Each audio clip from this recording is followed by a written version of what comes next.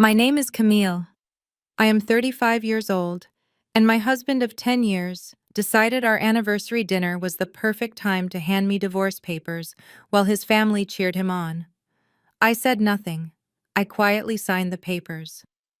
But what happened next left everyone at that table completely frozen in shock and regret. Before I continue this story, let me know where you are watching from in the comments below.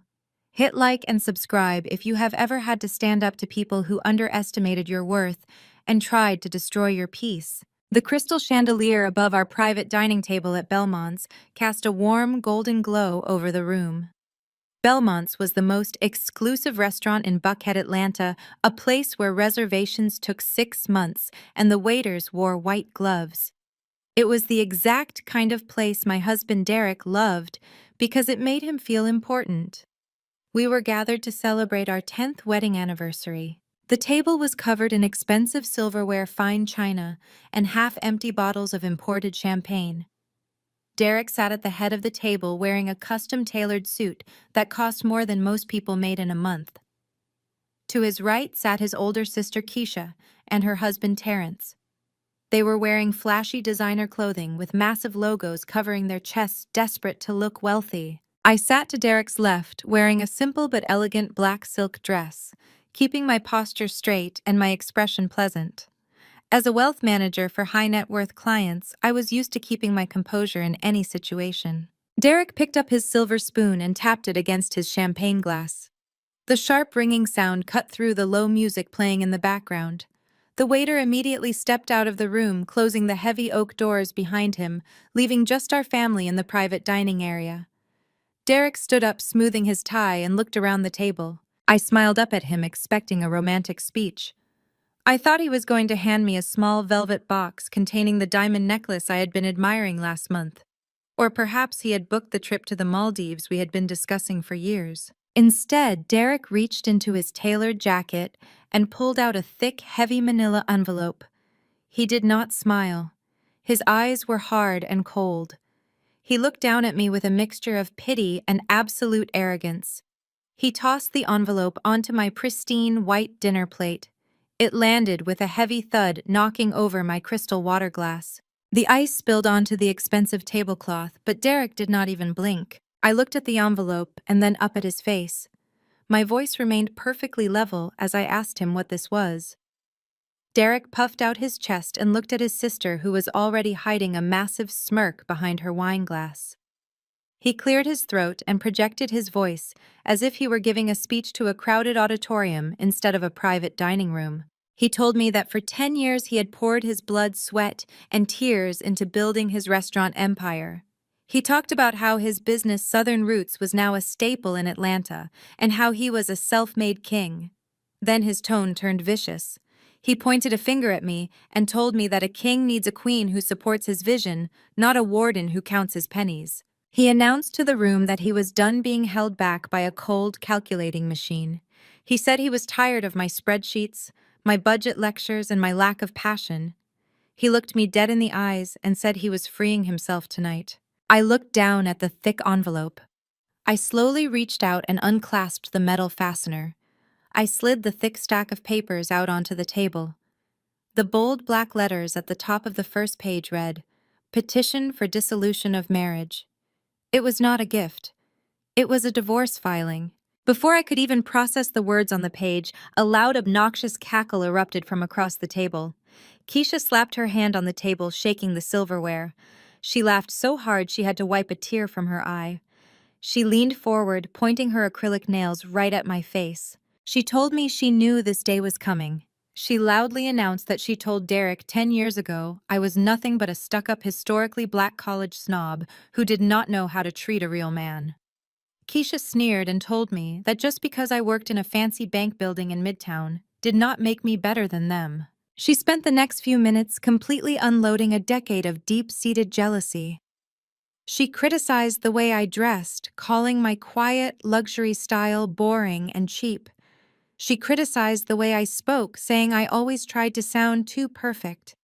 She told me that I never respected Derek's hustle, and that I was always trying to control his greatness with my boring financial rules. She said Derek was a visionary, and I was just an accountant trying to clip his wings. Terrence nodded eagerly next to her, sipping his whiskey. He chimed in, saying that a real woman knows how to uplift her man, not interrogate him about business expenses. He laughed and said Derek finally woke up and realized he deserved a woman who knew how to have a good time. They were completely reveling in my public humiliation. They were feeding off Derek's cruelty, treating the destruction of my marriage like a spectator sport. They expected me to break. They expected me to scream, cry, throw my glass of wine, or beg for an explanation. They wanted a dramatic reaction so they could call me crazy and justify their horrible behavior. But I am not an emotionally fragile woman. Working in wealth management had taught me to never let my emotions dictate my actions. I sat completely still. I let Keisha finish her pathetic rant. I let Terrence finish his toxic little speech. I let Derek stand there looking smug and proud of himself for ambushing me in front of his hateful family. My mind was moving at a million miles an hour. I analyzed the situation with cold, precise logic. Derek had filed these papers secretly. He had brought his family here specifically to humiliate me. He was arrogant enough to think he had the upper hand. He actually believed he was the sole reason we lived in a multi-million-dollar estate. He actually believed his restaurant empire was entirely his own doing. His ego had completely blinded him to the legal and financial realities of our life. I looked at the divorce papers again. I did not shed a single tear. I did not raise my voice. I calmly reached into my black leather designer handbag. I pushed aside my wallet and my keys. My fingers wrapped around the smooth, cool metal of my Mont Blanc pen. I pulled it out and removed the cap, placing it neatly on the table next to my ruined dinner plate. The room suddenly went dead silent. Keisha stopped laughing. Terrence set his glass down.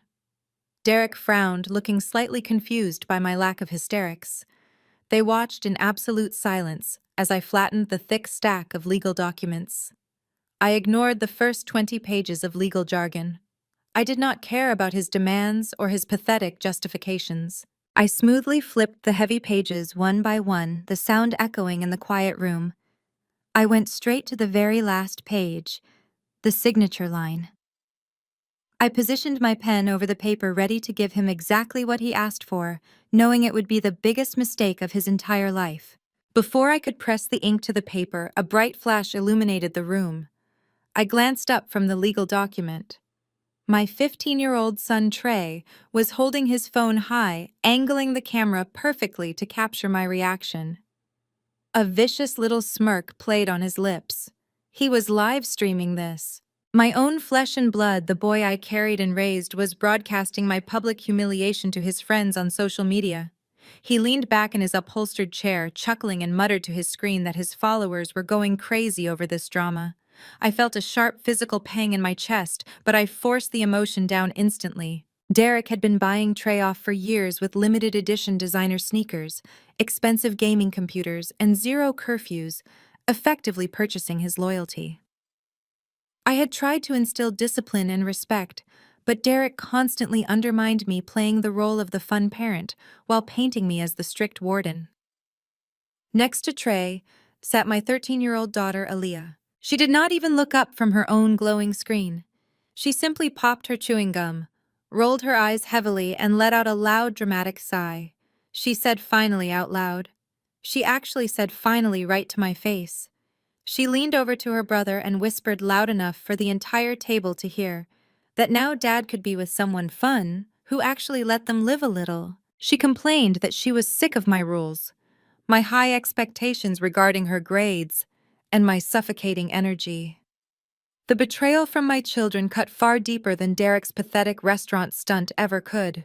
He had successfully poisoned them against me, turning them into entitled little monsters who valued material possessions and absolute freedom over basic human decency and respect for their mother.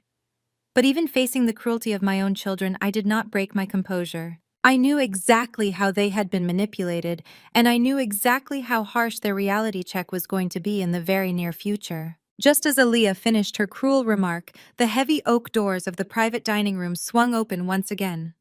The air in the room shifted immediately. A thick, overwhelming wave of sickly sweet vanilla perfume hit my senses before I even saw her face.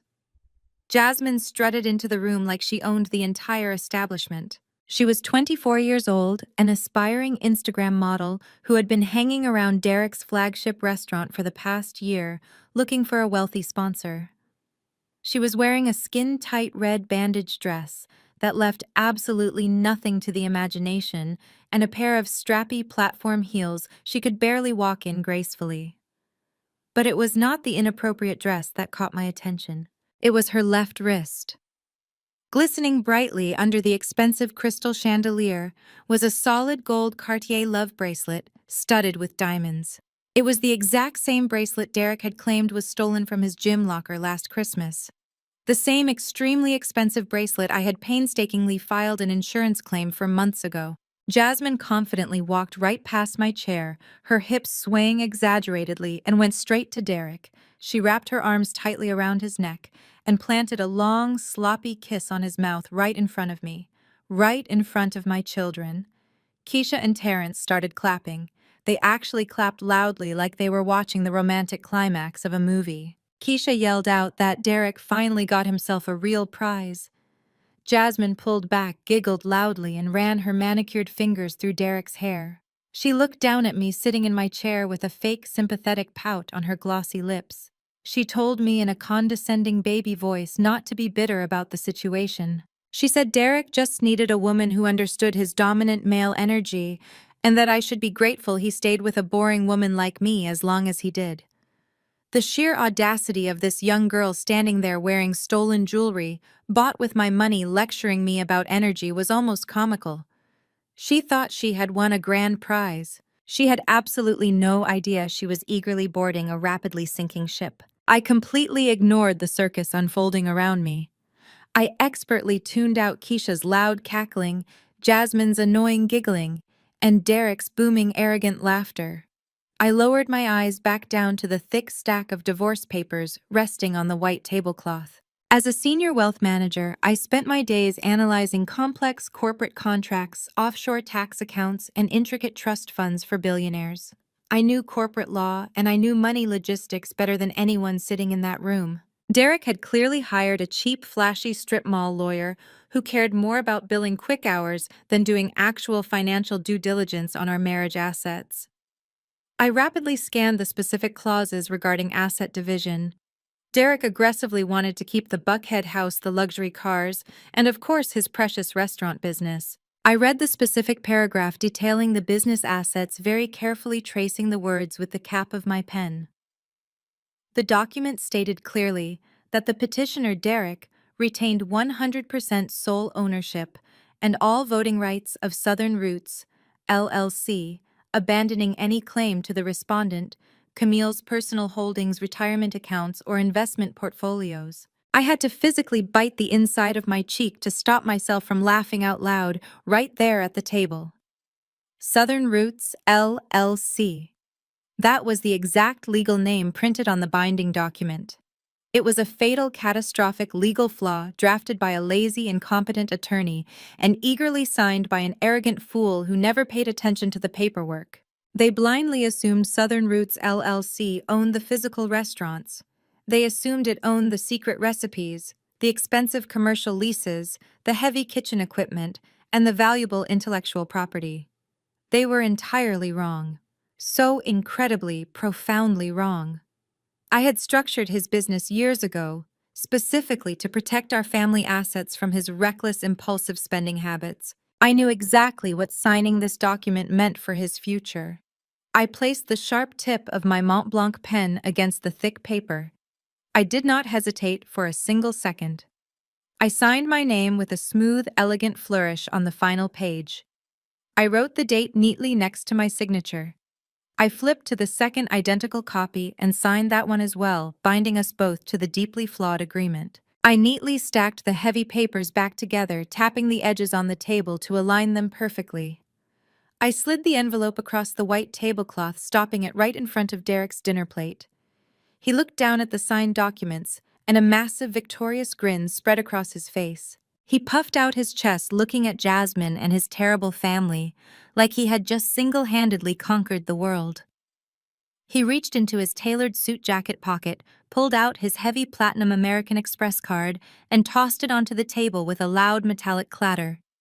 He leaned forward, resting his hands heavily on the table, and looked at me with pure, unadulterated disdain. He told me he canceled all my supplementary credit cards this morning, so I should not even try to go shopping on his dime. He instructed me in a harsh, commanding tone to catch an Uber home pack, a small bag of my personal clothes, and be completely out of his house by tomorrow morning. He pointed a finger at me and warned me sternly not to touch any of the expensive furniture, the electronics, or the art collections because it all legally belonged to him now.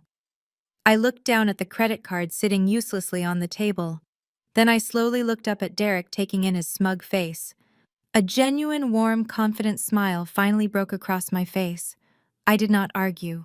I did not plead. I simply raised my hand and signaled the waiter, who had been hovering nervously near the heavy oak doors waiting for the drama to subside. The young waiter stepped forward tentatively, his eyes darting between Derek and me. He was carrying a small black leather folio containing the final bill for our extravagant 10-year anniversary dinner. Derek immediately puffed out his chest again, trying to assert his dominance in front of Jasmine and his sycophantic family. He snapped his fingers aggressively at the young man and loudly declared that the lady would be paying her own way home tonight, so he should just leave the check with the king. The waiter looked incredibly uncomfortable, shifting his weight from one foot to the other, but he obediently placed the black leather folio gently onto the white tablecloth directly in front of me. I did not even glance at the itemized receipt inside. I already knew exactly how much this dinner cost because I was the one who meticulously balanced the budget for Derek's incredibly flashy lifestyle. I reached into my black designer handbag for the second time that evening. I bypassed my standard joint bank cards and my driver's license. My fingers brushed against a secret zippered compartment hidden deep inside the lining, a compartment I had kept completely concealed from my husband for the entirety of our marriage. I pulled out a heavy, sleek piece of anodized titanium. It was an American Express Centurion card, commonly known in elite financial circles as the Black Card. It was an exclusive invitation-only card reserved solely for ultra-high net worth individuals. I had quietly earned this card through the massive success of my own private wealth management firm, a corporate entity I built from the ground up, completely separate from Derek's chaotic and debt-ridden restaurant business. I placed the heavy metal card onto the silver tray the waiter was holding out to me. It made a distinct, solid clinking sound that immediately drew everyone's attention. Derek looked down at the card. He blinked once. He blinked twice. His arrogant, victorious smile slowly began to falter, melting into an expression of profound confusion. He leaned forward over his empty dinner plate, squinting hard at the matte black surface of the card. He had never seen this particular piece of plastic before in his life. He was entirely used to maxing out the gold and platinum business cards I graciously provided for his endless operational expenses, but the Centurion card was in a completely different stratosphere of wealth. Derek's obsession with status symbols was legendary among our Atlanta social circle. He spent thousands of dollars every single month just to maintain the illusion of unlimited financial liquidity. He knew exactly what the Centurion card represented. He had actually applied for one 2 years ago and had been unceremoniously rejected because his restaurant revenue was largely a fragile house of cards propped up by high-interest business loans. Seeing that heavy black metal resting effortlessly on my side of the table was a direct, violent blow to his fragile masculinity. His mouth opened slightly as he tried to process the impossible reality of what he was looking at. He looked frantically from the black card to my calm face and back to the card again. His confusion was palpable and deeply satisfying to witness. He slammed his hand on the table and demanded to know whose name was on that account and where I got a fake credit card from. I completely ignored his panicked, desperate questions. I looked politely at the nervous waiter and told him in a clear, steady voice to put the entire balance of the private room on this card, including a generous 30% tip for his excellent and incredibly discreet service tonight. The waiter's eyes widened significantly when he actually felt the physical weight of the metal card in his hand, but he quickly nodded respectfully and hurried out of the private dining room. Keisha and Terrence exchanged highly nervous glances across the table. They were not financially literate enough to understand the exact stringent requirements of acquiring a Centurion card, but they could easily tell by Derek's sudden pale complexion and sweating forehead that something was very, very wrong. Keisha leaned over, spilling a drop of her cheap red wine onto the pristine white tablecloth. She narrowed her eyes and asked Terrence loudly if that was just one of those prepaid debit cards people buy at the local grocery store. Terrence slowly shook his head, his eyes practically glued to the spot where the black metal had just been. He worked as a low-level loan officer at a small regional bank, and he knew exactly what he was looking at. He swallowed hard, his Adam's apple bobbing nervously against his tight shirt collar. He whispered to Keisha that you needed to spend at least $250,000 a year just to maintain that specific account. Keisha's jaw snapped shut with an audible click. The smug, hateful satisfaction completely drained from her face, leaving behind a mask of pure, bewildered jealousy. Jasmine, however, was still too busy admiring her stolen Cartier love bracelet to notice the massive shift in the room's energy. She was still leaning heavily against Derek, completely oblivious to the fact that his entire false reality was beginning to violently fracture right in front of her eyes. The silence in the dining room was suddenly deafening. Derek desperately tried to recover his shattered bravado. He scoffed loudly, running a hand over his face, and crossed his arms over his chest, declaring to the room that I must have stolen one of my rich client's credit cards just to show off and pretend I was somebody important. He pointed an aggressive finger at me and said I was going to get myself arrested for federal wire fraud, and he promised he would sit back and laugh when the police dragged me away in handcuffs. I simply folded my hands neatly on the table and waited in absolute silence. I did not need to explain my complex corporate holding structures, my diverse investment portfolios, or my offshore trust accounts to a man who truly thought running a few heavily mortgaged restaurants made him a financial genius. Less than 2 minutes later, the young waiter returned to our table. He was standing noticeably straighter and treating me with a newfound level of absolute reverence. He handed me the black leather folio, along with my heavy titanium card and a sleek silver pen.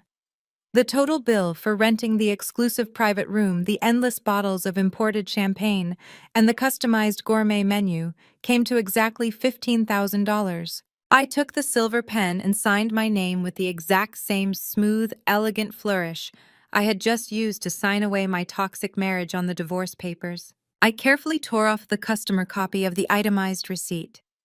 I stood up slowly from my chair, smoothing the luxurious silk of my black dress. I picked up the small piece of paper and walked deliberately around the large dining table.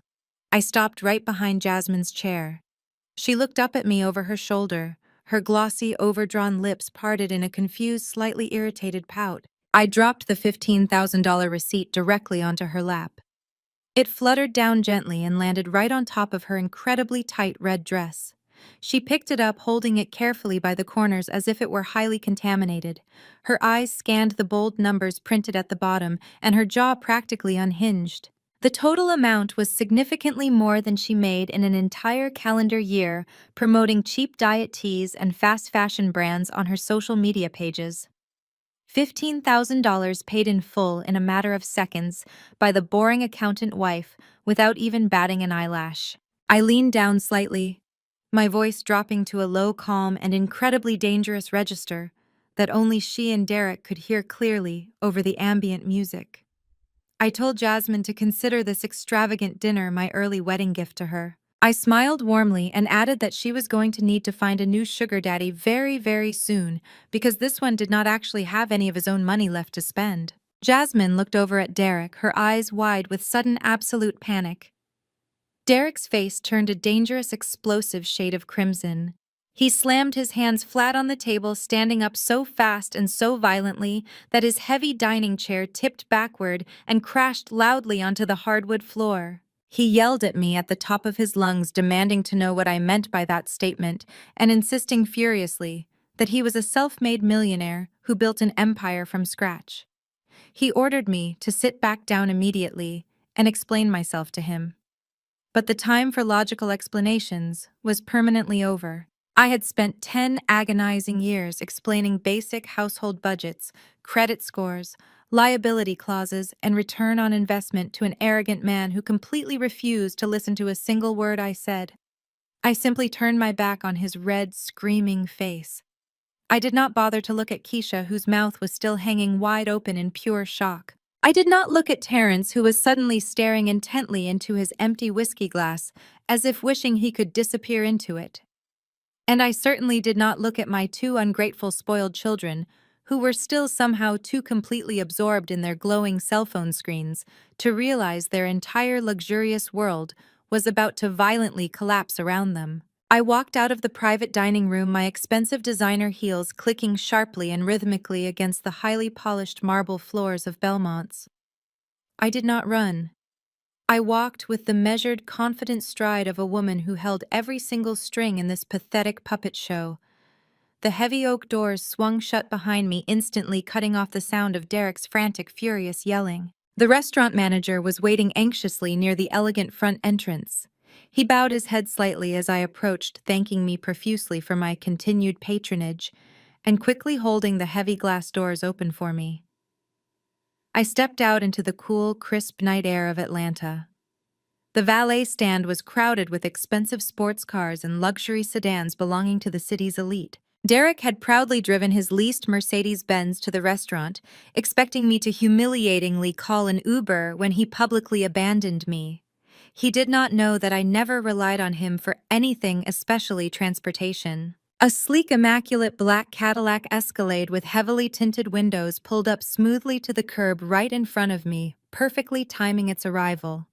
The uniformed driver stepped out immediately and opened the rear passenger door for me with a respectful nod. This particular vehicle was registered solely to my private wealth management firm, a corporate perk I had kept entirely separate from our joint marital assets for years.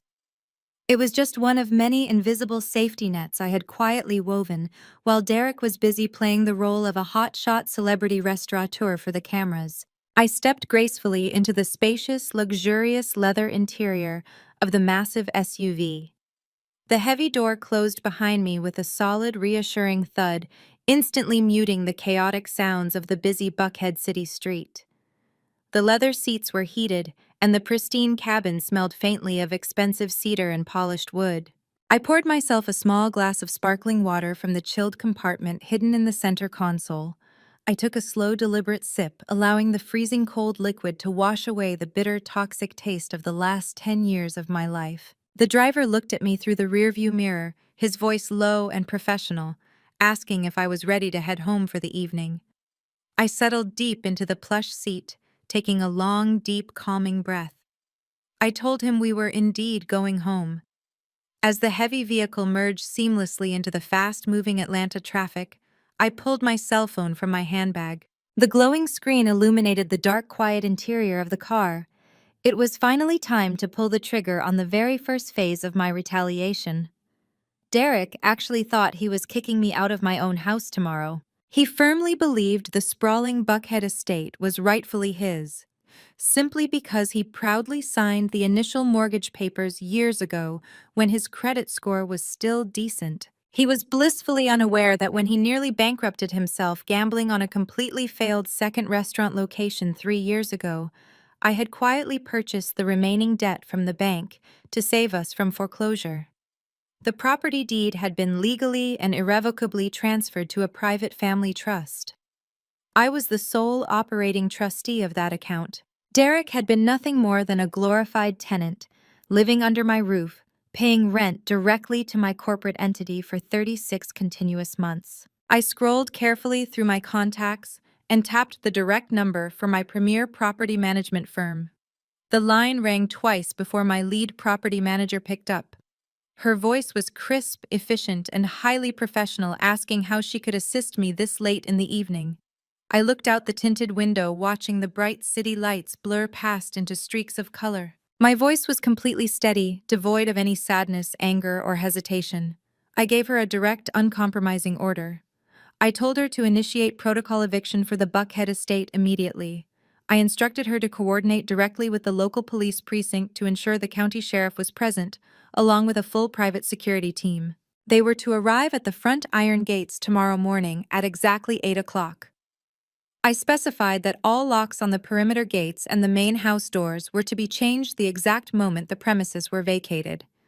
I wanted all the security alarm codes wiped and permanently reset by noon. I told her there would be absolutely no grace period, granted no time extensions permitted, and absolutely no negotiations entertained under any circumstances.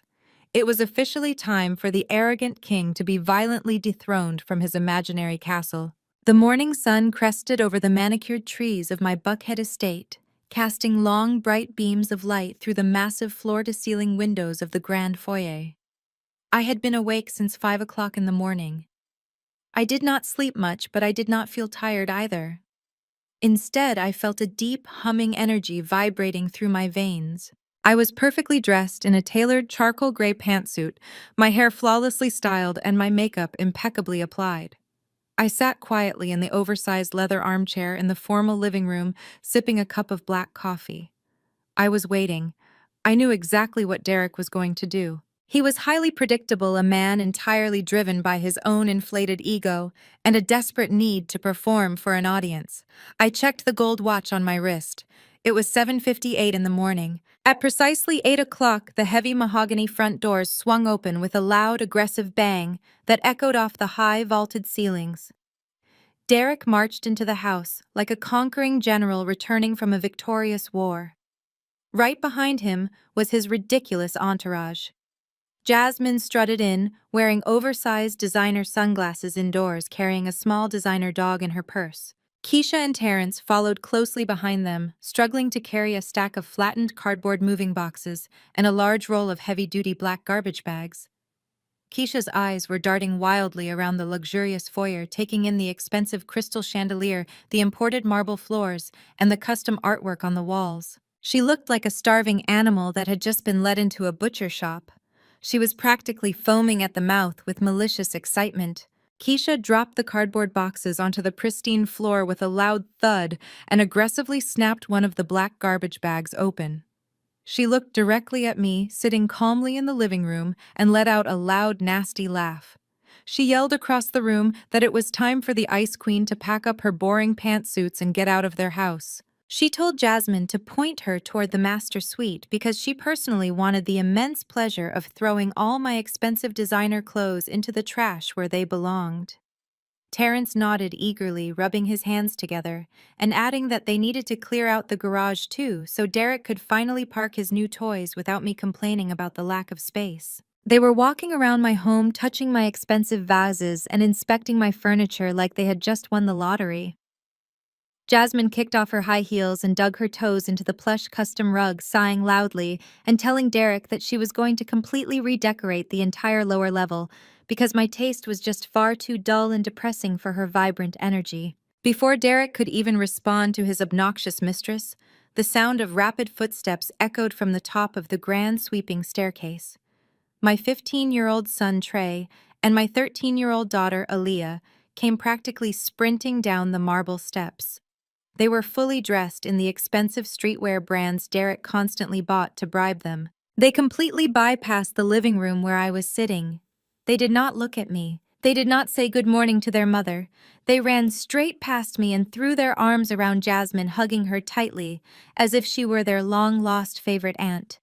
Aaliyah actually squealed with delight, telling Jasmine how excited she was that they were finally going to be a real fun family now. Jasmine patted my daughter's head with a fake sugary smile, looking over at me with a triumphant smirk. Trey pulled back from the group hug and looked up at his father with eyes full of pure, greedy anticipation. He slapped Derek on the shoulder and loudly asked him when they were going to the dealership to pick up his new Porsche. He actually laughed and told his father that now that they did not have to pay my stupid house rules allowance and deal with my strict financial budgets, they could finally afford to live like actual rich people. He complained that I had been starving him of his true lifestyle for years. Hearing my own son speak about me with such callous transactional disrespect was a chilling experience. He did not view me as a mother who loved him and tried to protect him from ruin. He viewed me as a financial obstacle standing between him and a luxury sports car. I took another slow sip of my black coffee, letting the bitter liquid ground me in reality. I realized in that exact moment that these children were fully, deeply corrupted by their father's toxic influence. They had made their absolute choice. and I was about to make mine. Derek puffed out his chest proudly, wrapping one arm around Jasmine and the other around his ungrateful son. He looked over at me, his face twisted into an ugly mask of pure, unadulterated arrogance. He let go of his new family and marched aggressively into the formal living room, stopping just a few feet away from my leather armchair. He reached into the inner pocket of his jacket and pulled out the thick stack of divorce papers I had signed the night before at the restaurant. He gripped the papers tightly and waved them violently in the air, right in front of my face. He raised his voice so his sister and his brother-in-law could hear every single word. He demanded to know why I was just sitting there drinking coffee like I still owned the place. He pointed a thick finger at the front door and ordered me to get up right this second, vacate the master suite, and get off his property. He yelled that this massive house, the imported marble, the luxury cars in the driveway, and the food in the refrigerator were all bought and paid for by Southern Roots profits. He pounded his fist against his chest and declared that he was the sole founder, the sole visionary, and the only reason I ever got to experience this level of wealth. He told me the divorce papers clearly stated he kept his business empire, which meant he kept the house that his empire paid for. He took a step closer, towering over me, trying to use his physical size to intimidate me into submission. He told me in a low, threatening growl that if I did not grab a garbage bag from Keisha and start packing my things immediately, he was going to have Terrence drag me out the front door by my hair. I did not flinch. I did not move away from him. I simply set my coffee cup down on the glass side table with a soft, deliberate click. I looked up at him, my expression completely blank, revealing absolutely none of the lethal traps I had meticulously set for him. I told him his understanding of corporate finance was just as pathetic as his choice in women. I informed him that signing those divorce papers did not give him this house. It did not give him anything except a mountain of liabilities he was far too stupid to comprehend. Keisha stomped into the living room swinging a garbage bag aggressively. She yelled at Derek to stop talking to me and just start throwing my stuff out on the lawn. She said I was delusional and trying to use big words to scare them, but they knew the law. She boldly claimed that because Derek's name was on the original mortgage papers, he was the undisputed king of the castle. Terrence chimed in loudly, agreeing with his wife, laughing and saying, "I was just a bitter ex-wife, desperately trying to hold on to a lifestyle I did not earn." Jasmine stood in the background, checking her makeup in the reflection of a large gilded mirror, completely detached from the reality of the situation, just waiting for the dirty work to be finished so she could claim her prize. The chaotic shouting match was suddenly and sharply interrupted by a loud, distinct sound. The heavy brass doorbell rang, echoing clearly through the massive foyer. The chime was instantly followed by 3 loud, heavy knocks on the solid mahogany wood. Derek stopped waving the divorce papers and looked over his shoulder toward the entrance. He smirked, looking back at me with a deeply condescending expression. He loudly announced that his private moving crew must have finally arrived to help clear out the trash. He told Keisha to go open the door and let the men inside so they could get this eviction started. Keisha grinned maliciously, dropping her garbage bags on the floor. She practically skipped over to the grand entrance, eagerly pulling the heavy doors open wide, ready to welcome the hired help who were going to dismantle my life. But it was not a moving crew standing on the front porch. Standing perfectly straight on the limestone steps illuminated by the bright morning sun was a tall, broad-shouldered man in a crisp, dark green uniform. It was the Fulton County Sheriff. His gold badge gleamed brightly on his chest, and his hand rested casually near the heavy-duty utility belt at his waist. Flanking him on either side were 2 equally intimidating uniformed deputies. I recognized the sheriff instantly. His name was David. We had attended the exact same historically black college over a decade ago, sharing several grueling finance and criminal justice electives together before our careers took different paths. We had remained good friends, silently supporting each other's rise in our respective fields. David took off his uniform hat and stepped across the threshold into the grand foyer. His sharp, highly observant eyes immediately scanned the chaotic scene. He took in the empty garbage bags on the floor, Keisha's shocked expression, Terrence's sudden nervous posture, and Derek's violently aggressive stance in the living room. Finally, David's eyes landed on me sitting calmly in the armchair.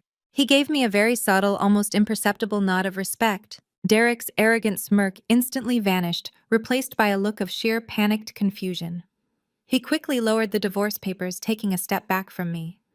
He nervously cleared his throat, trying to project his fake alpha male persona toward the law enforcement officers standing inside his home. He puffed his chest out and loudly demanded to know what the sheriff's department was doing at his private residence on a Saturday morning. David did not look at Derek. He did not acknowledge his demanding tone or his aggressive posturing. Instead, David slowly reached into the leather satchel hanging across his chest. He pulled out a remarkably thick, heavy stack of legally bound documents stamped with bright red county court seals.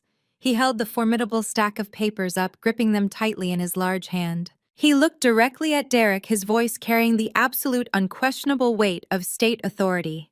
He announced loudly and clearly that he was not here for a social visit. He stated that he was here to execute an immediate, legally binding, court-ordered action. The absolute silence that instantly fell over Derek, Jasmine, Keisha, and Terrence was the most beautiful sound I had heard in 10 years. Sheriff David stepped forward, his heavy boots echoing on the marble floor. He extended his large hand and pressed the thick stack of legal documents directly against Derek's chest, forcing my soon-to-be ex-husband to take them. Derek grabbed the papers, his hands trembling slightly, as his eyes darted over the bold red stamps and the dense legal text. His arrogance was rapidly evaporating, replaced by a rising tide of panic. He stammered, asking what this was and demanding an explanation. David maintained his completely neutral, authoritative expression. He informed Derek that he had been served with an official notice to vacate the premises. David explained that normally a tenant is granted a 30-day grace period to relocate, but due to the specific hostile environment clause invoked by the property owner, the standard timeline was entirely revoked. David pointed to a specific paragraph highlighted in bright yellow ink. He stated that because Derek had brought unauthorized individuals onto the property to harass and intimidate the legal owner, his right to occupy the residence was terminated effectively immediately. He told Derek he had exactly 20 minutes to gather his personal belongings and vacate the estate, or he would be escorted off the property in handcuffs for criminal trespassing. Derek stared at the sheriff as if the man had just spoken to him in a foreign language. The color completely drained from his face, leaving him looking pale and sickly. He shook his head aggressively, crumpling the edges of the court order in his fists. He started yelling, his voice cracking under the intense pressure. He pointed a shaking finger at me and screamed that this was entirely illegal. He yelled that his name was printed clearly on the original mortgage documents and that he was the primary applicant when this house was purchased 10 years ago. He demanded that David arrest me for fraud, claiming I had clearly bribed a judge to forge these fake eviction papers. I stood up from my leather armchair, smoothing the front of my tailored suit. I picked up a sleek black leather folio from the glass side table and walked slowly toward the center of the foyer. The two deputies instantly tensed, preparing to intervene, but David held up a hand, signaling them to stand down. He knew exactly who I was, and he knew I was not a physical threat. I stopped a few feet away from Derek, looking at his desperate, sweating face. I calmly opened my folio and pulled out a single crisp document printed on heavy watermarked paper. It was the official recorded property deed. I held it up so he could see the county seal and the notarized signatures. I told him in a voice as cold as ice that he did indeed sign the original loan documents 10 years ago. I reminded him of the painful reality he had spent years trying to suppress.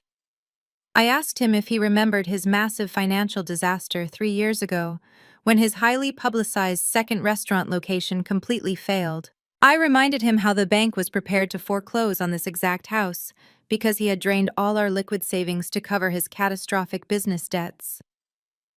Derek's eyes widened and his mouth opened, but no words came out. He remembered.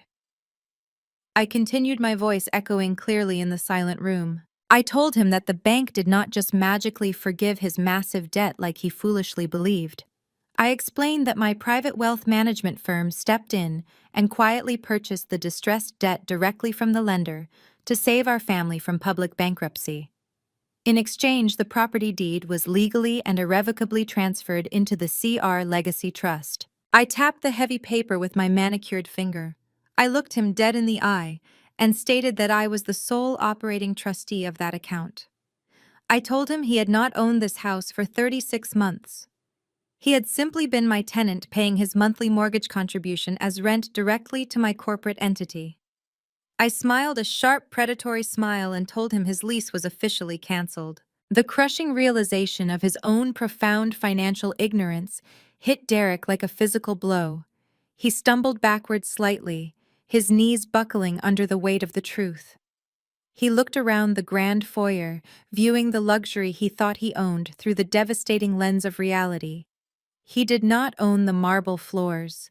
He did not own the crystal chandelier. He was nothing more than a temporary guest who had just overstayed his welcome. Jasmine, who had been standing near the doorway, admiring herself in the mirror, finally grasped the severity of the situation. Her jaw dropped open, and she let out a loud, dramatic gasp. She dropped her expensive designer handbag onto the floor, the metal hardware clanking loudly against the marble. She looked at Derek, her eyes wide with absolute horror and betrayal. She asked him in a shrill, panicked voice if this meant they were not moving into the mansion today. She demanded to know where they were supposed to go and how he could have lied to her about being a millionaire homeowner. Derek could not even look at her. He kept his eyes glued to the floor, completely emasculated in front of his new, younger lover. Jasmine realized instantly that she was not upgrading her life to a luxury estate. She was getting kicked out onto the front lawn alongside a man drowning in secret debt. She crossed her arms over her chest and began muttering, angrily cursing Derek for wasting her time. While Derek was frozen in shock and Jasmine was throwing a temper tantrum, Keisha experienced a completely different reaction. Her deep-seated jealousy and blind hatred for me suddenly boiled over into uncontrollable rage. She could not accept that the woman she had mocked and belittled for a decade was actually the one holding all the power. Keisha let out a feral, high-pitched scream. She dropped her garbage bags and lunged forward, her acrylic nails aimed directly at my face. She screamed that I was an evil, calculating monster and that she was going to tear my hair out. She never even made it within 5 feet of me. The two large deputies moved with lightning speed. One deputy grabbed her flailing arm, twisting it firmly behind her back, while the other pushed her aggressively against the solid mahogany doorframe. Keisha shrieked in pain and outrage, struggling violently against their iron grips. David stepped forward, resting his hand on his utility belt, and ordered her in a booming voice to stop resisting immediately. He warned her that if she moved one more muscle, she would be leaving the property in the back of a police cruiser charged with assault and battery. Terrence, who had been hiding quietly behind a stack of moving boxes, threw his hands up in surrender. He pleaded nervously with the officers, apologizing profusely and begging them not to arrest his wife. He grabbed Keisha by the shoulders, completely terrified of the legal consequences, and dragged her back toward the open front door. Keisha was sobbing now, mascara running down her face, her fake wealthy persona entirely shattered by the humiliating physical restraint. My 2 children, Trey and Aaliyah, stood frozen on the bottom step of the staircase. Their confident, entitled attitudes had completely vanished. Trey was no longer holding his phone to record a viral video. His hands were shaking, and his eyes darted nervously between the armed police officers and his defeated father. Aaliyah was biting her lip, her eyes wide with genuine fear. They had cheered for my downfall less than 12 hours ago, eager to embrace a life of absolute freedom and luxury. Now they were watching the man they idolized get legally stripped of his power and publicly humiliated in his own home. I did not offer them any words of comfort. I simply looked at them, letting the harsh reality of their choices sink deep into their developing minds. They had chosen Derek. Now they had to leave with him. David looked at his watch and announced that they had exactly 10 minutes left to gather their essential belongings and exit the premises. He ordered the deputies to escort Derek and his family upstairs to supervise the packing process, ensuring they did not take any valuable assets belonging to the estate. The next 10 minutes were a symphony of chaotic, panicked packing. I listened to the satisfying sounds of heavy footsteps rushing across the upstairs hardwood floors, the slamming of closet doors, and the frantic whispering of a family completely broken by their own arrogance. Promptly at 8:20 in the morning, the massive front doors were held wide open. David and his deputies ushered the pathetic group out onto the grand limestone porch. Derek carried a single heavy duffel bag, his shoulders slumped in utter defeat. Keisha and Terrence were carrying the exact same black garbage bags they had brought to pack my clothes, but now those bags were stuffed with Derek's hastily gathered belongings. Jasmine walked out holding her small dog, looking utterly disgusted with the entire situation, refusing to even help carry a single item. They walked down the wide, sweeping driveway toward the heavy iron gates. Several of my wealthy neighbors who were out for their morning jogs or walking their purebred dogs stopped on the sidewalk to watch the spectacle. Derek, who obsessed over his public image and social standing more than anything else in the world, was forced to parade his eviction in front of the most elite residents of Atlanta. The humiliation was absolute and irreversible. He reached the sidewalk and dropped his duffel bag onto the concrete.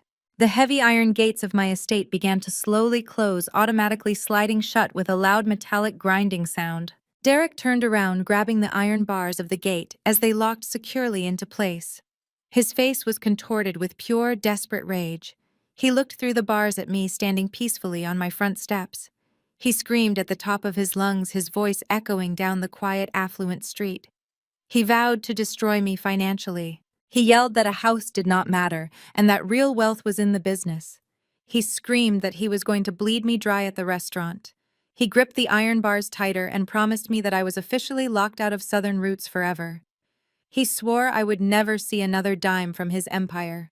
I simply smiled, gave him a small polite wave, and turned around to walk back inside my quiet, beautiful home. The real war had not even started yet. The weekend passed in absolute glorious silence. By Monday morning, the reality of his public eviction had completely shattered Derek's fragile ego, driving him into a desperate frenzy of retaliation. He could not accept defeat privately, so he immediately took his grievances to the court of public opinion. I sat at the massive mahogany desk in my corner office on the 40th floor of my midtown wealth management firm. The floor-to-ceiling windows offered a commanding panoramic view of the entire Atlanta skyline, a city where I quietly pulled the financial strings behind the scenes. My morning espresso sat untouched as I watched the high-definition monitor mounted on my wall. Derek was a guest on a highly popular local business podcast called The Atlanta Hustler. He was wearing a dark, somber suit, completely abandoning his usual flashy jewelry to play the role of the humble victim. The podcast host, a loud, obnoxious man who constantly promoted toxic alpha male ideologies, leaned into the microphone asking Derek how a self-made king could lose his castle. Derek actually managed to squeeze out a single crocodile tear. He looked directly into the studio camera and painted a tragic fabricated story about a gold-digging wife who had systematically robbed him blind. He claimed that while he was slaving away in hot kitchens building his beloved Southern Roots restaurant empire from the ground up, I was sitting at home secretly manipulating legal documents and forging signatures.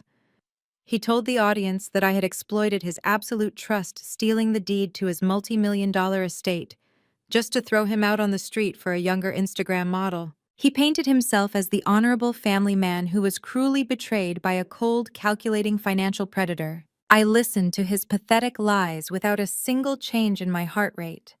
His smear campaign was incredibly predictable. What he lacked in business acumen, he always tried to make up for with loud public theatrics. But his verbal attacks were just the beginning. My cell phone vibrated quietly on the glass surface of my desk.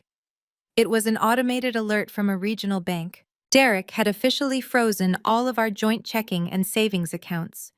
He had drained the remaining liquid cash, which amounted to barely $20,000, and transferred it to a private offshore account he thought I did not know about. A few seconds later, my computer chimed with an email notification. It was an automated message from the Southern Roots Human Resources Department. It formally stated that my administrative access to the company employee portals, financial ledgers, and internal communications had been permanently revoked by the sole founder and chief executive officer, Derek. He truly believed he was executing a flawless financial warfare strategy. He thought cutting me off from a few joint accounts and blocking my email password would leave me destitute and begging for mercy. He was completely oblivious to the fact that I had personally designed the entire server architecture for his company, and I owned the proprietary software his restaurants used to process every single credit card transaction. Revoking my basic employee access was like trying to lock the architect out of a building using a toy padlock. While Derek was busy playing the victim on the internet, his terrible family was working overtime to sell their fake reality on social media. I opened my private social media tracking dashboard, a tool I normally use to monitor the public reputations of my high net worth clients. Keisha and Terrence were hosting a massive welcome to the family barbecue for Jasmine at their luxury condominium complex. The same condominium they were going to lose in less than 48 hours when my firm initiated foreclosure proceedings. But for now, they were pretending everything was absolutely perfect. Keisha posted dozens of photos holding a plastic cup of cheap liquor, smiling widely with her arm wrapped around Jasmine. Jasmine was wearing another highly inappropriate outfit, prominently displaying the stolen Cartier bracelet and posing provocatively next to the community swimming pool. Keisha's captions were deliberately vicious. She wrote hashtags about finally upgrading the family bloodline, getting rid of toxic energy, and welcoming a real supportive queen to the throne. Terrence was in the background of the videos grilling cheap hot dogs and bragging loudly about how Derek was going to take his restaurant empire global now that the dead weight was gone. They were celebrating a temporary victory on the deck of the Titanic, entirely unaware that the ship was already sinking into the freezing ocean. But the most painful piece of social media content did not come from my vindictive sister-in-law or my ex-husband's ridiculous mistress. It came from my own daughter.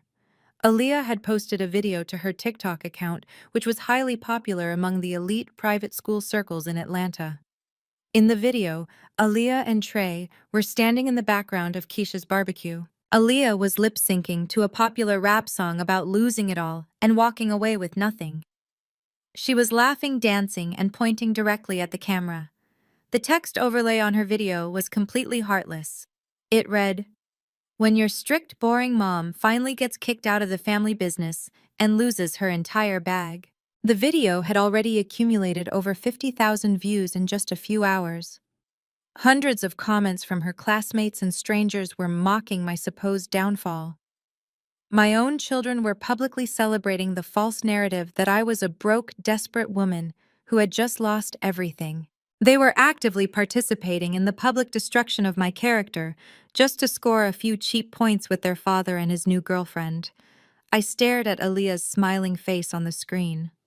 Any lingering maternal hesitation I had about enforcing strict consequences completely vanished. They had chosen to align themselves with a burning building, and I was not going to run back inside to drag them out. I closed the tracking dashboard and turned my attention back to my real work. Derek's entire identity was tied to the smell of fried food, the loud, chaotic energy of a busy commercial kitchen, and the superficial praise of local food critics. He dealt in cash flow, daily receipts, and perishable inventory. He never understood the quiet, invisible power of intellectual property, corporate umbrella structures, and bulletproof legal trusts. While he was busy shaking hands in the dining room and buying expensive bottles of liquor for local celebrities, I was sitting in sterile lawyers' offices quietly filing the trademark patents for his secret recipes. I was the one negotiating the commercial leases under a completely separate private entity. He thought the name on the front door made him the undeniable king of the empire. He never realized that I owned the physical doors, the brick walls, and the very land the restaurants were built upon. My office door opened with a soft click. My executive assistant Maya walked in. Maya was a brilliant, ambitious young woman who had graduated at the top of her class from Spelman College. She knew every single detail of my financial empire, and she despised Derek just as much as I did. She was carrying a sleek silver tablet and a stack of freshly printed legal documents. She walked over to my desk, her heels making no sound on the thick plush carpet. She set the documents down directly in front of me and tapped the screen of her tablet, bringing up an urgent corporate memo. She looked at me with a sharp, highly amused expression. She told me that Derek had just issued a mandatory company-wide memo to all Southern Roots general managers and regional directors. He had called an emergency board of directors meeting for Wednesday afternoon at the flagship restaurant location. Maya leaned forward, her voice dripping with professional sarcasm. She informed me that the stated agenda for the emergency meeting was the formal termination of all my residual ties to the company and the immediate appointment of Jasmine as the new chief marketing officer. I raised an eyebrow, looking away from the monitor and focusing entirely on Maya. Jasmine as the chief marketing officer of a multi-million-dollar regional restaurant chain. A 24-year-old woman whose only marketing experience consisted of promoting discount teeth whitening kits and cheap fitness teas to her fake internet followers. Derek was completely losing his mind. He was trying to give away executive titles and six-figure salaries to his mistress to keep her happy after losing the Buckhead mansion. Maya tapped the tablet again, pulling up the corporate bylaws Derek had hastily attached to his emergency memo. She pointed to a specific paragraph. She said Derek firmly believed that because he forced me to sign away my operational rights in the divorce papers, he now possessed 100% absolute voting power on the Southern Roots LLC board. He thought he could just walk into the conference room, slam his fist on the table, and unilaterally crown his mistress as a corporate executive. He thought he had completely won the corporate war before the first shot was even fired. I leaned back in my heavy leather executive chair, steepling my fingers together. I let out a low, dark, genuine laugh that echoed in the quiet luxury of my office. Derek's arrogance was truly a bottomless pit. He was so blindingly focused on the illusion of power that he completely forgot to check who actually owned the ground he was standing on. He had spent 10 years treating me like a glorified secretary, ignoring my financial advice and screaming at me whenever I asked to review his vendor contracts. He had absolutely no idea how I had meticulously structured his corporate entities to protect him from his own rampant stupidity. He thought Southern Roots LLC was the supreme authority. He was about to learn a brutal, devastating lesson in corporate holding structures. I looked up at Maya, my expression shifting from amusement to absolute lethal focus. I unclasped my hands and placed them flat on the smooth mahogany surface of my desk. I told Maya to cancel all of my client meetings for Wednesday afternoon. I told her to contact our elite legal team and have my top 3 corporate attorneys ready to move out by noon. I looked at the printed memo on my desk featuring Derek's bold, arrogant signature at the bottom. I smiled a cold, calculated smile that promised absolute destruction. I looked back at Maya and gave her the final instruction. Prepare the holding company ledgers. Wednesday afternoon arrived with heavy storm clouds gathering rapidly over the Atlanta skyline. I bypassed the bustling main dining room of the Southern Roots flagship location and walked directly toward the private glass-enclosed executive boardroom situated at the back of the establishment. The scene unfolding inside the transparent walls was a masterclass in unearned arrogance and absolute delusion. Derek was sitting at the very head of the massive mahogany conference table. He was leaning far back in the heavy leather executive chair, with his feet casually propped up on the polished wood surface. He looked exactly like a man who believed he had just successfully conquered a small nation and was currently surveying his newly acquired kingdom. Jasmine was sitting inappropriately close to him, practically draped over the thick armrest of his executive chair. She was holding her cell phone high in the air, making exaggerated duck lips and taking endless selfies for her social media pages. She was completely ignoring the 6 regional general managers who were sitting rigidly around the perimeter of the large table. The managers looked highly uncomfortable and deeply concerned about the future of their careers. Keisha was also present, sitting firmly on Derek's right side. She was holding a cheap plastic clipboard and trying desperately to look like a legitimate corporate consultant. She was loudly dictating ridiculous instructions to a nervous-looking waitstaff employee, demanding expensive imported bottled water and fresh tropical fruit platters be brought immediately for her new executive management team. I pushed the heavy glass door open.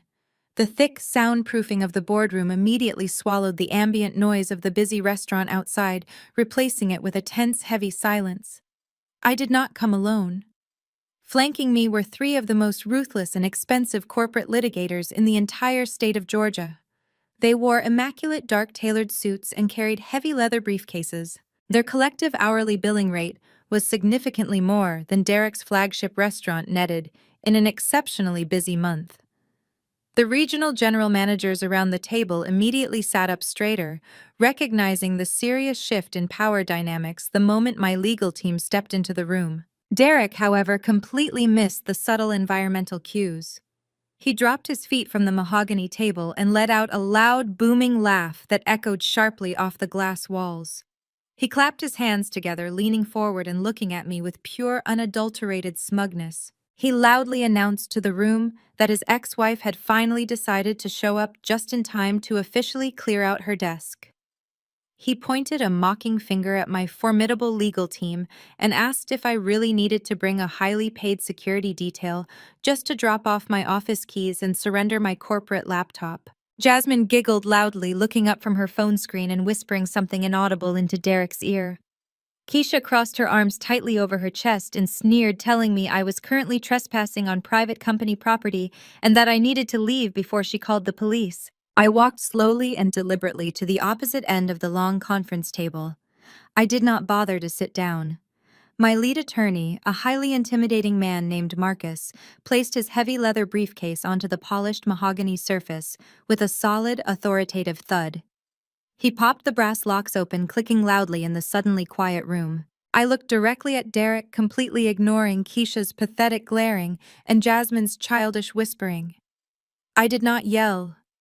I did not raise my voice a single decibel. I spoke in a smooth, perfectly even tone that commanded absolute attention from every single person in the room. I told Derek he was absolutely correct about the divorce papers. I openly admitted right there in front of his entire senior management team that I had indeed signed the legal documents without a single argument or negotiation. I told him I happily and willingly gave him 100% sole ownership and total voting control of Southern Roots LLC. Derek let out another loud, triumphant laugh. He looked around the table at his terrified managers, throwing his hands out wide, as if expecting a round of applause for his brilliant legal maneuvering. He bragged loudly that he finally had the dead weight permanently removed from his growing empire. He proudly declared that starting today, Jasmine was officially taking over as the new Chief Marketing Officer, and Keisha was being appointed as the Senior Vice President of Corporate Operations. The regional managers exchanged completely panicked looks. They knew Derek was a decent chef, but an absolutely terrible businessman. They knew Keisha had zero operational experience, and Jasmine could barely comprehend basic marketing concepts. They were watching their stable livelihoods and hard work evaporate in real time.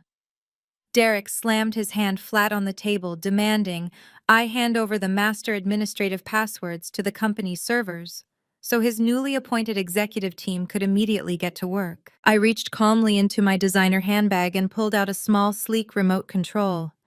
I pointed it toward the ceiling projector mounted above the conference table and pressed a single button. The heavy motorized blackout blinds silently rolled down over the glass walls, casting the brightly lit room into deep dramatic shadow. The projector hummed to life, throwing a massive bright presentation slide onto the white wall directly behind Derek. The bold black text on the screen simply read, Corporate Entity Asset Allocation. Derek frowned heavily, turning around in his expensive leather chair to look at the screen. He asked me aggressively what kind of boring accounting presentation I was trying to show him and demanded I turn the projector off immediately. I completely ignored his demanding tone and clicked smoothly to the next slide. A complex but clearly color-coded corporate organizational chart appeared on the wall. I walked slowly around the table, my heels clicking rhythmically on the hardwood floor. I addressed the room with the precise professional cadence of a university professor delivering a final devastating lecture. I pointed to a small red box at the very bottom of the massive organizational chart. Inside the tiny red box were the words, Southern Roots, LLC. I looked at Derek, who was suddenly squinting hard at the screen, trying desperately to comprehend the complex web of corporate structures floating high above his precious company name. I told him once again that he was the undisputed king of Southern Roots LLC. I congratulated him on his absolute legal victory. I told him he could appoint his inexperienced mistress as marketing director and his uneducated sister as vice president. I told him he had the absolute right to run the LLC however he saw fit. Derek's chest puffed out slightly, his massive ego frantically trying to latch onto my words of validation. He smirked, looking over at Keisha, who was nodding approvingly with a smug expression on her face. He told me it was about time I finally showed him some respect and publicly accepted my defeat. He demanded once again that I leave the server passwords on the table and exit the building before he had his security staff physically remove me from the premises. Keisha chimed in loudly, telling me to pack up my little slideshow and get out because they had real big business to discuss. Jasmine returned to taking selfies, completely bored by the financial terminology. I stopped walking. I stood directly behind one of the highly anxious regional managers, resting my hands lightly on the back of his chair. I looked Derek dead in the eye and let the faintest trace of a cold, predatory smile touch my lips. I nodded silently to my lead attorney, Marcus. Marcus reached into his open briefcase, pulled out a thick, legally bound contract, and slid it smoothly across the long mahogany table. The heavy document glided effortlessly across the polished wood and came to a sudden, precise stop, exactly an inch away from Derek's folded hands. Derek looked down at the document, his confident smirk beginning to waver slightly under the intense, unwavering stares of my elite legal team. He reached out cautiously and flipped the heavy cover page open. Keisha leaned over his shoulder, trying to read the dense legal text. I did not wait for them to decipher the complex legal jargon. I translated it for them loudly and clearly so every single person in the room understood exactly what was happening. I told Derek that while he owned 100% of Southern Roots LLC, that specific company was nothing more than a hollow management shell. I clicked the projector remote one final time. The small red box representing his company was suddenly dwarfed by a massive golden umbrella at the top of the screen labeled the CR Holdings Group. I watched the color completely drain from Derek's face as his eyes darted from the bright projector screen to the legally binding contract resting under his hands. I delivered the final crushing blow with absolute surgical precision. I told him that unfortunately, Southern Roots LLC does not actually own anything. I explained that years ago, to protect our family assets from his own rampant financial liabilities and reckless spending habits, I created a separate private holding company. I leaned forward, resting my hands flat on the table. I told him that my holding company, which I legally retained full sole ownership of during the swift divorce proceedings, owns the exclusive rights to every single secret recipe used in his kitchens. I told him my holding company owns the trademarked logo printed on the menus, the expensive commercial kitchen equipment he uses to cook, and every single commercial real estate lease for all 5 restaurant locations. The silence that followed my declaration was absolute. The regional managers sat frozen in their leather chairs, their eyes wide with a mixture of shock and sudden profound understanding. They finally grasped the true genius of the corporate structure I had built. Derek was not a king. He was merely a glorified property manager running a shell company that possessed absolutely zero physical assets. He was entirely dependent on my holding company for everything that made his restaurant function. I watched his eyes dart back and forth across the dense legal contract resting under his trembling hands. He was desperately searching for a loophole, a mistake, a hidden clause that would prove I was bluffing. But my elite corporate attorneys did not make mistakes. Every single signature was notarized. Every single trademark was federally registered under the CR Holdings Group. I stepped away from the manager's chair and walked slowly toward Derek. I told him he should have paid more attention when I asked him to sign those protective asset documents 5 years ago. I reminded him how he used to complain that I was boring him with unnecessary financial paperwork. He thought I was being a paranoid accountant. In reality, I was building an impenetrable fortress around the wealth I was generating, keeping his reckless ego from destroying our future. He swallowed hard, his throat completely dry. He tried to speak, but his voice cracked. He asked me what this meant for his business. He asked me how he was supposed to run his empire if I owned all the foundational assets. I smiled a completely detached professional smile. I told him he could continue to run his little management shell company as long as he strictly adhered to the new vendor agreements and lease contracts I was implementing today. I gestured for Marcus, my lead attorney, to proceed. Marcus reached into his briefcase and pulled out a stack of pristine white envelopes, sliding one to each of the regional managers and placing the thickest envelope directly in front of Derek. Marcus cleared his throat, his deep voice resonating in the quiet boardroom. He announced that as the sole owner of the intellectual property and real estate, the CR Holdings Group was officially restructuring its licensing agreements with Southern Roots LLC. I took over the presentation, my voice cutting through the tension like a newly sharpened blade. I told Derek that effective immediately, the monthly franchise licensing fee to use my trademarked logo, my secret recipes, and my proprietary operational software was increasing by exactly 600%. A collective gasp echoed around the large mahogany table from the regional managers. They knew the profit margins of the restaurant business. A 600% increase in overhead fees was an absolute death sentence for their operating budgets.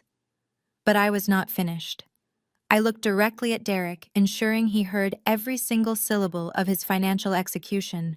I told him that the commercial rent for all 5 restaurant locations was also tripling effective at the start of the next business day. I explained that the previous rental rates were a generous family discount I had provided to help his business grow. Since we were no longer a family, and he had so publicly declared his absolute independence, he would now be paying the premium market rate for the prime real estate my company owned. Derek's hands began to shake violently. He pushed the contract away from him as if it were physically burning his skin. He looked up at me, his eyes wide with genuine raw terror. He stammered frantically, telling me he could not possibly afford those new rates. He claimed the business did not generate that kind of liquid cash flow on a weekly basis. I leaned forward, resting my palms flat on the table, bringing my face just inches away from his sweating forehead. I told him that was entirely his problem to solve, as the sole brilliant founder of Southern Roots LLC. I delivered the final devastating terms of his new reality. I told him that due to the massive sudden increase in fees and rent, his management company currently owed the CR Holdings Group a retroactive deposit and first-month payment totaling exactly $1.2 million. I stated clearly that he had until this Friday at 5 o'clock in the evening to wire the full amount into my corporate escrow account. I warned him that if the funds were not cleared by the deadline, I would legally repossess all 5 restaurant locations, change every single lock, confiscate all the commercial kitchen equipment, and permanently revoke his right to use the Southern Roots name. The meltdown was immediate and catastrophic. Derek grabbed the edges of his hair, pulling at the roots, his perfectly crafted alpha male facade crumbling into a million pathetic pieces.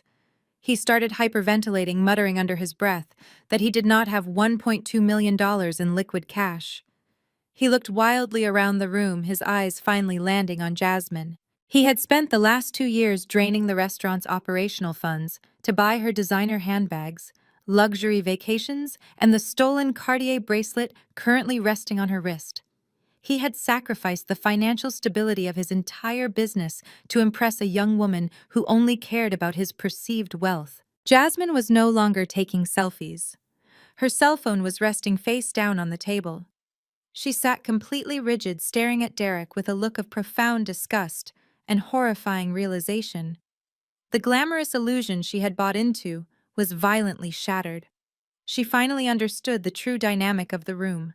Derek was not a multimillionaire restaurateur who could give her a life of endless luxury. He was a heavily indebted middle manager who essentially worked for his brilliant ex-wife.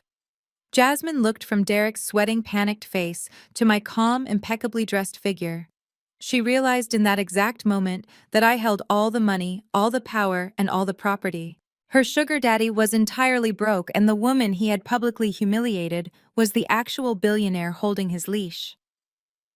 Jasmine slowly pulled her arm away from Derek's chair, scooting her body an inch away from him as if his sudden poverty was a highly contagious disease.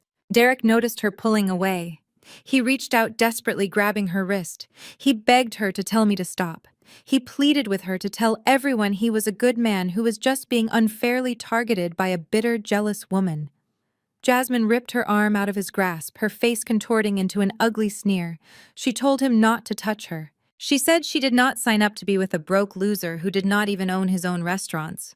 She grabbed her expensive designer purse, the one Derek had bought with my money, and stood up from the executive chair.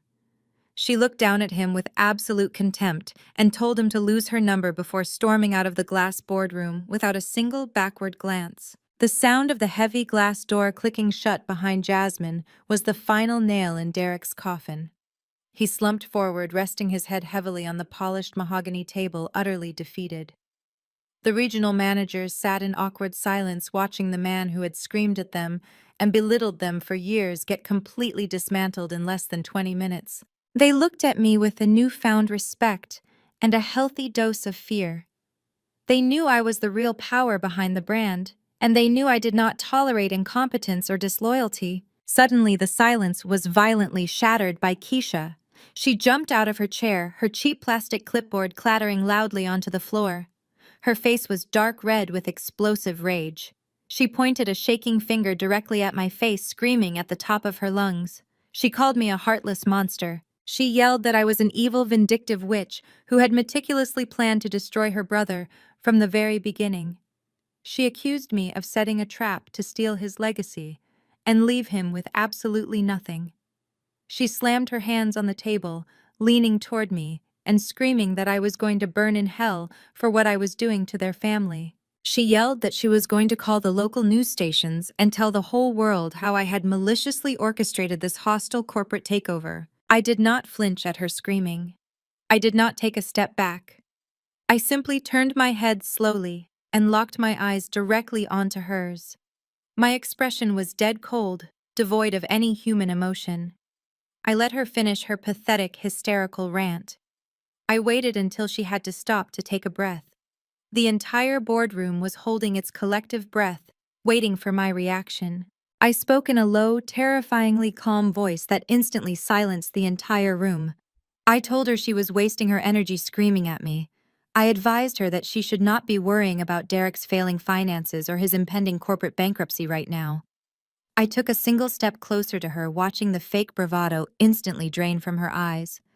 I smiled a thin, humorless smile. I told Keisha she should be worrying about the repo men who were currently backing their heavy tow trucks into her pristine driveway at this exact second, ready to completely dismantle her entire fake wealthy lifestyle and expose the pathetic lies she had been desperately hiding from her friends and her neighbors for many long years. Keisha froze completely. The explosive rage that had just twisted her face vanished instantly, replaced by a sudden chilling wave of panic. She stared at me, her mouth slightly open, trying to process the incredibly specific threat I had just delivered. Before she could form a single word of rebuttal, the sharp, obnoxious ringtone of her cell phone shattered the tense silence of the boardroom. She jumped slightly, dropping her hand away from my face. She fumbled nervously with her cheap plastic clipboard, trying to reach the phone buried inside her designer knockoff purse. The caller ID flashed brightly on the screen. It was her next-door neighbor from her upscale condominium complex. Keisha answered the call with a trembling hand pressing the phone tightly against her ear. She barked a sharp hello, trying desperately to maintain her fake authoritative tone in front of the regional managers. But the voice on the other end of the line was loud and frantic, easily carrying across the quiet room. Her neighbor was screaming over the loud hydraulic grinding noises of heavy machinery. The neighbor yelled that Keisha needed to get home immediately because two massive flatbed tow trucks were currently parked directly in front of her building. The neighbor excitedly reported that one driver was currently securing the thick metal chains around Terrence's heavily tinted Mercedes-Benz, while the other was already hoisting Keisha's pristine white Range Rover onto the back of the second truck. The cell phone slipped from Keisha's sweaty fingers and clattered loudly onto the polished mahogany table. Terrence, who had been sitting quietly in the corner, trying to remain completely invisible, suddenly let out a strangled gasp. He pulled his own phone from his pocket, his hands shaking violently as he quickly opened his banking application. The screen illuminated his terrified face, confirming his absolute worst nightmare.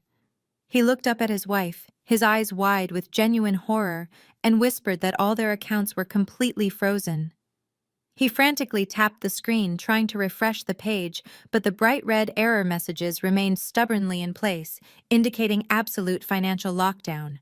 Derek looked back and forth between his sister and his brother-in-law.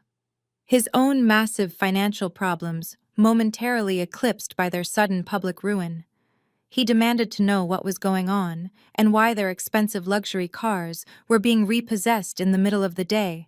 He yelled at Terrence, asking him how he could let his car payments slip when he was supposed to be a highly successful independent financial consultant managing millions of dollars in client assets. I walked slowly back to my position at the head of the conference table. I gestured to my lead attorney, Marcus, who seamlessly pulled a thick black leather binder from his briefcase and placed it directly in front of me. I flipped the heavy cover open, revealing hundreds of pages of detailed financial ledgers, highlighted bank statements, and heavily redacted credit reports. I looked at Derek and let out a soft, incredibly patronizing laugh that made his shoulders tense instantly. I asked Derek if he truly believed his sister and her husband were successful entrepreneurs. I looked around the room, making sure the regional managers were paying close attention to the absolute dismantling of this fake wealthy family. I explained that Terrence and Keisha had been actively pretending to be part of the affluent Atlanta business elite for the better part of a decade. They attended all the exclusive charity galas. They wore flashy designer clothing covered with massive logos, and they constantly bragged on social media about their incredible investment portfolios and lavish lifestyle. But it was all a meticulously crafted, completely hollow illusion designed to mask their massive failures. I turned my attention directly to Keisha, who was now leaning heavily against the conference table, looking like she was about to physically collapse from the sheer weight of her public humiliation. I told her that her entire life was built on a crumbling foundation of high-interest debt and predatory personal loans. I detailed exactly how Terrence had failed at 4 consecutive business ventures, completely destroying his credit score in the process. I explained how they had secretly taken out a massive second mortgage on their luxury condominium just to afford the exorbitant lease payments on their luxury vehicles and maintain their fake lifestyle for the cameras and their judgmental social circle. Keisha shook her head frantically, tears of profound humiliation welling up in her eyes and ruining her heavy makeup. She pointed a shaking finger at me and demanded to know how I acquired her private financial records. She yelled that it was highly illegal for a wealth management firm to access her personal banking information without her explicit written consent and threatened to sue me for everything I owned. I smiled a completely cold, predatory smile. I told her I did not steal her information. I bought it legally.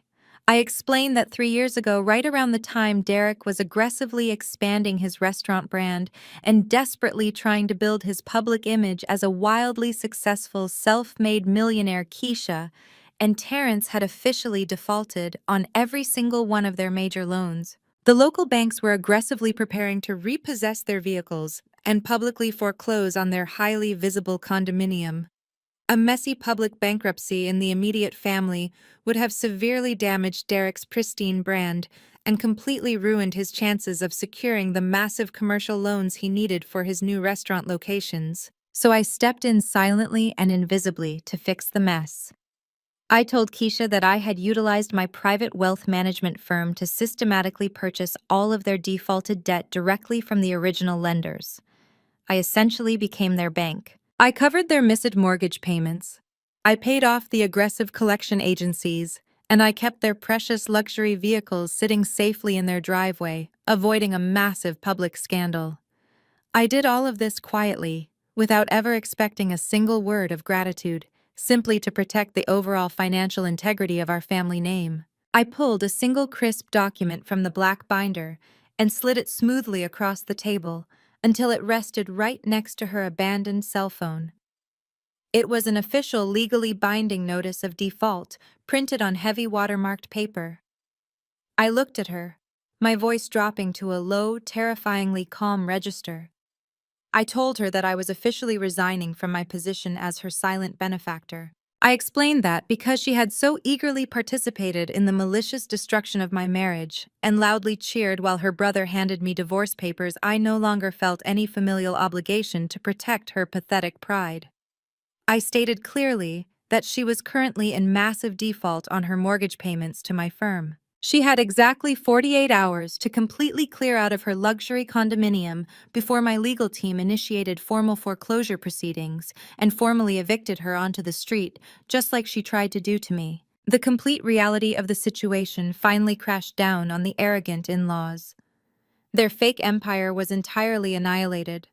They did not just lose their expensive cars today. They were losing their home, their social status, and their entire fabricated identity. Keisha let out a loud, gut-wrenching sob, burying her face in her hands, as her entire world completely shattered. But her profound sadness almost instantly morphed into violent, explosive anger. She did not direct her rage at me because she finally understood that I held the absolute power to destroy her completely. Instead, she turned her furious, tear-streaked face directly toward her brother. Keisha lunged at Derek, grabbing the lapels of his expensive tailored suit. She screamed right into his face, her voice cracking with pure desperation and fury. She yelled that he completely ruined their lives. She shook him violently, screaming that he was an absolute idiot for divorcing the golden goose who was secretly keeping their entire family afloat. She cried that I was the only reason they had anything, and he had foolishly thrown it all away for a cheap internet model who contributed absolutely nothing to his empire. Terrence immediately joined the vicious verbal assault, stepping aggressively toward Derek and pointing a highly accusatory finger directly at his chest. Terrence yelled that Derek was a massive, catastrophic failure who had selfishly dragged their entire family down into the gutter with his incredibly stupid business decisions. Derek was completely paralyzed, his eyes wide with disbelief. The loyal family members who had loudly cheered for him just a few days ago, who had blindly fed his massive ego and validated his terrible choices, were now actively tearing him apart like a pack of starving wolves. His sister was screaming at him. His brother-in-law was physically threatening him, and his entire restaurant management team was watching the humiliating spectacle in absolute stunned silence. His kingdom had completely crumbled into dust in a matter of minutes. While the chaotic shouting match escalated into a pathetic physical struggle between the siblings, my attention briefly drifted away from the polished conference table. I looked through the thick soundproof glass walls of the boardroom toward the brightly lit main lobby of the restaurant. Jasmine was still standing near the front hostess stand. She had not left the building yet. She was completely ignoring the massive catastrophic implosion of the man she had claimed to love deeply just an hour ago. Instead, she was leaning casually against the polished wood podium, her thumbs flying rapidly across the glowing screen of her cell phone. I could clearly see the bright notification bubbles popping up on her screen. She was aggressively texting a local professional basketball player she had been secretly keeping on the hook for months, just waiting for a better financial opportunity to present itself. She flipped her long hair over her shoulder, smiled brightly at her phone screen, and confidently pushed through the heavy glass front doors of the restaurant, stepping out into the busy Atlanta street without a single ounce of regret. I turned my focus back to the screaming siblings inside the boardroom. I calmly closed the thick black binder and picked up my designer handbag. I had completely dismantled their finances, exposed their fake lifestyles, and legally trapped them in a nightmare of their own making. But my ultimate revenge was not quite finished yet. There was still the painful matter of my ungrateful children, and the final devastating legal blow I was preparing to deliver in federal court. The following morning, the brutal reality of Derek's financial collapse finally trickled down to the two people who had most eagerly celebrated my departure. My son Trey and my daughter Aaliyah were about to experience the absolute worst wake-up call of their privileged teenage lives. Up until this exact moment, they had been entirely shielded from the financial mechanics of their luxurious existence. They believed money was simply an endless resource that flowed directly from their father's magical restaurant empire. That illusion shattered violently on a Thursday afternoon. Trey was sitting on the lumpy couch of the cheap short-term rental apartment Derek had desperately secured after being legally evicted from the Buckhead estate. Trey was staring at his glowing laptop screen, frantically clicking his mouse. His favorite rap artist had just announced a surprise concert at the State Farm Arena, and Trey was attempting to purchase 4 highly exclusive VIP backstage passes to impress his private school friends. The total came to nearly $3,000. Trey confidently pulled out the heavy platinum credit card Derek had given him, proudly typing the numbers into the checkout page. He clicked purchase and waited for the familiar confirmation screen. Instead, a bright red error message flashed across his laptop. Transaction declined. Annoyed, Trey assumed it was a simple bank error. He typed the numbers in again and hit enter. Declined. He grabbed his cell phone and immediately called the bank's customer service line, fully prepared to yell at a representative and demand his transaction be pushed through. But the automated voice on the other end of the line delivered a cold, robotic message stating that the account had been permanently suspended due to severe insufficient funds and multiple overdraft violations. Across the small, cramped living room, Aaliyah was experiencing her own catastrophic financial crisis. She was pacing back and forth furiously, tapping her cell phone screen. She had a major private school social event that weekend, and she was trying to contact her personal celebrity stylist, a woman who normally came to our house to perfectly tailor Aaliyah's designer outfits and handle her hair and makeup. Aaliyah finally got the stylist on the phone and began barking orders, demanding the woman come over immediately with several new dress options. The stylist cut Aaliyah off mid-sentence. Her tone was completely devoid of its usual sycophantic warmth. The stylist bluntly informed my 13-year-old daughter that the monthly $10,000 retainer fee Derek usually paid had violently bounced twice. The stylist told Aaliyah that until the outstanding balance was settled in cash, she was officially dropping her as a client, and she advised Aaliyah to start learning how to use a curling iron herself. The stylist hung up the phone, leaving Aaliyah standing in the middle of the cheap apartment, listening to the dial tone in absolute shock. The panic set in simultaneously for both of my children.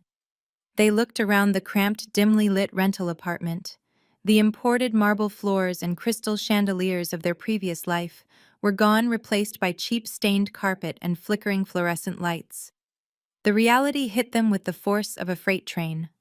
Their father was entirely broke. The endless stream of luxury they had chosen over their own mother had completely dried up in a matter of days. Desperate and terrified, they did the only thing they could think of. They called a standard Uber because their private car service accounts were canceled, and they directed the driver to my midtown wealth management firm. I was sitting in my corner office reviewing a portfolio when my assistant Maya buzzed my intercom. She informed me that my children had just arrived in the lobby and were begging the security guards to let them upstairs.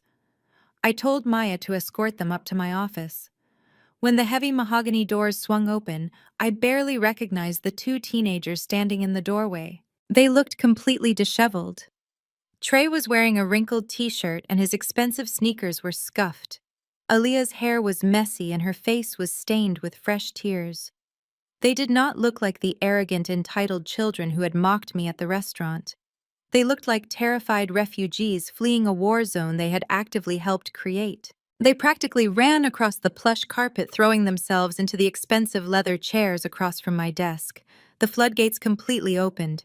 They both started crying uncontrollably, speaking over each other in a frantic, desperate rush. They complained bitterly about the horrific living conditions in Derek's new apartment. They whined that since the professional cleaning staff was gone, Derek was constantly screaming at them, forcing them to scrub the bathrooms, wash the dishes, and do their own laundry. They complained that Derek was in a perpetual state of explosive rage, throwing things around the apartment and blaming everyone else for his massive business failures. They cried about how humiliating it was to have their credit cards declined and their service providers drop them. They looked at me with wide, pleading eyes, begging me to let them come live with me in my massive luxury penthouse. They promised they would be good. They promised they would listen to my rules, and they begged me to save them from the nightmare their father had created. I sat completely still behind my desk, resting my hands calmly on the smooth wood surface. I did not reach out to comfort them. I did not offer them a tissue. I did not let a single ounce of maternal guilt cloud my judgment. I looked at their tear-stained faces and felt a cold, solid resolve settle deep in my chest. I had spent 10 years trying to protect them from Derek's toxic influence, trying to teach them the value of hard work and respect. They had consistently rejected my lessons in favor of his shallow materialism. Now it was time for them to learn the hardest lesson of all. I spoke in a voice that was perfectly calm but absolutely unyielding. I told them to stop crying. The sharp, authoritative tone of my voice instantly cut through their hysterics. They sniffled, sitting back in their chairs and looking at me with nervous anticipation. I looked directly at Trey and then at Aaliyah, making sure they felt the full weight of my words. I told them that I remembered exactly how they behaved at the restaurant. I reminded them that when their father handed me divorce papers to humiliate me, they did not stand up for me. I looked at Trey and reminded him that he pulled out his phone to record my pain for internet clout. I looked at Aaliyah and reminded her that she rolled her eyes and loudly complained about my strict rules. I leaned forward slightly, my eyes locking onto theirs. I told them they cheered when another woman took my place. I said they actively celebrated the destruction of our family because they falsely believed it would result in fewer rules and more expensive toys. I did not yell, but my words hit them harder than any physical blow ever could. I told them they chose a lifestyle over their mother. I explained that they did not love Derek more than me. They simply loved the lack of boundaries and the endless flow of unearned cash he provided. I told them they made their choice that night at the dinner table, and now they were going to have to live with the profound consequences of their own actions. Aaliyah started sobbing again, pleading that they were just stupid kids who made a mistake. I shook my head slowly, cutting her off. I told them I was not going to rescue them from the discomfort they so eagerly signed up for. I informed them that they were not moving into my penthouse. They were not getting their black cards reinstated. They were not getting their luxury cars or their celebrity stylists back. Trey looked at me in absolute horror, asking where they were supposed to live if Derek could not even afford groceries. I opened a file folder on my desk and slid 2 crisp pieces of paper across the table toward them. I told them I had already paid their elite private boarding school tuition in full for the entire academic year. I explained that starting tomorrow they would both be moving into the standard student dormitories on campus. I told them they would be living in small shared rooms with strict curfews and mandatory study halls. I continued detailing their new reality without a single ounce of sympathy. I informed them that I was not providing them with a monthly allowance for designer clothes or expensive meals. I told them I had already spoken directly with the school administration. If they wanted spending money to go to the movies or buy new shoes, they were going to get part-time jobs working in the school cafeteria. I told them they would learn how to sweep floors, serve food, and clean tables. I looked at their completely stunned, devastated faces and told them this is what the real world looks like when you do not have a mother quietly fixing all of your mistakes behind the scenes. I instructed them to go back to their father's apartment, pack their essential school supplies, and be ready for the campus shuttle to pick them up at 6 o'clock the next morning. I dismissed them from my office without a hug or a goodbye. They walked out of the heavy mahogany doors, entirely broken, their toxic entitlement completely stripped away. I watched the door click shut, knowing I had just given them the greatest gift a mother could provide. I gave them a forced entry into reality. While I was meticulously executing the restructuring of my children's moral foundation, Derek was sinking deeper into a pit of sheer absolute desperation. With his business on the verge of total collapse, his sister facing imminent foreclosure, and his mistress long gone, his massive ego demanded one final explosive act of retaliation. He could not beat me in the boardroom, and he could not beat me in civil court. He needed a way to completely destroy my pristine corporate reputation and drag me down into the mud with him. Derek scoured the city and finally hired an aggressive, sleazy new lawyer known for his highly unethical legal tactics.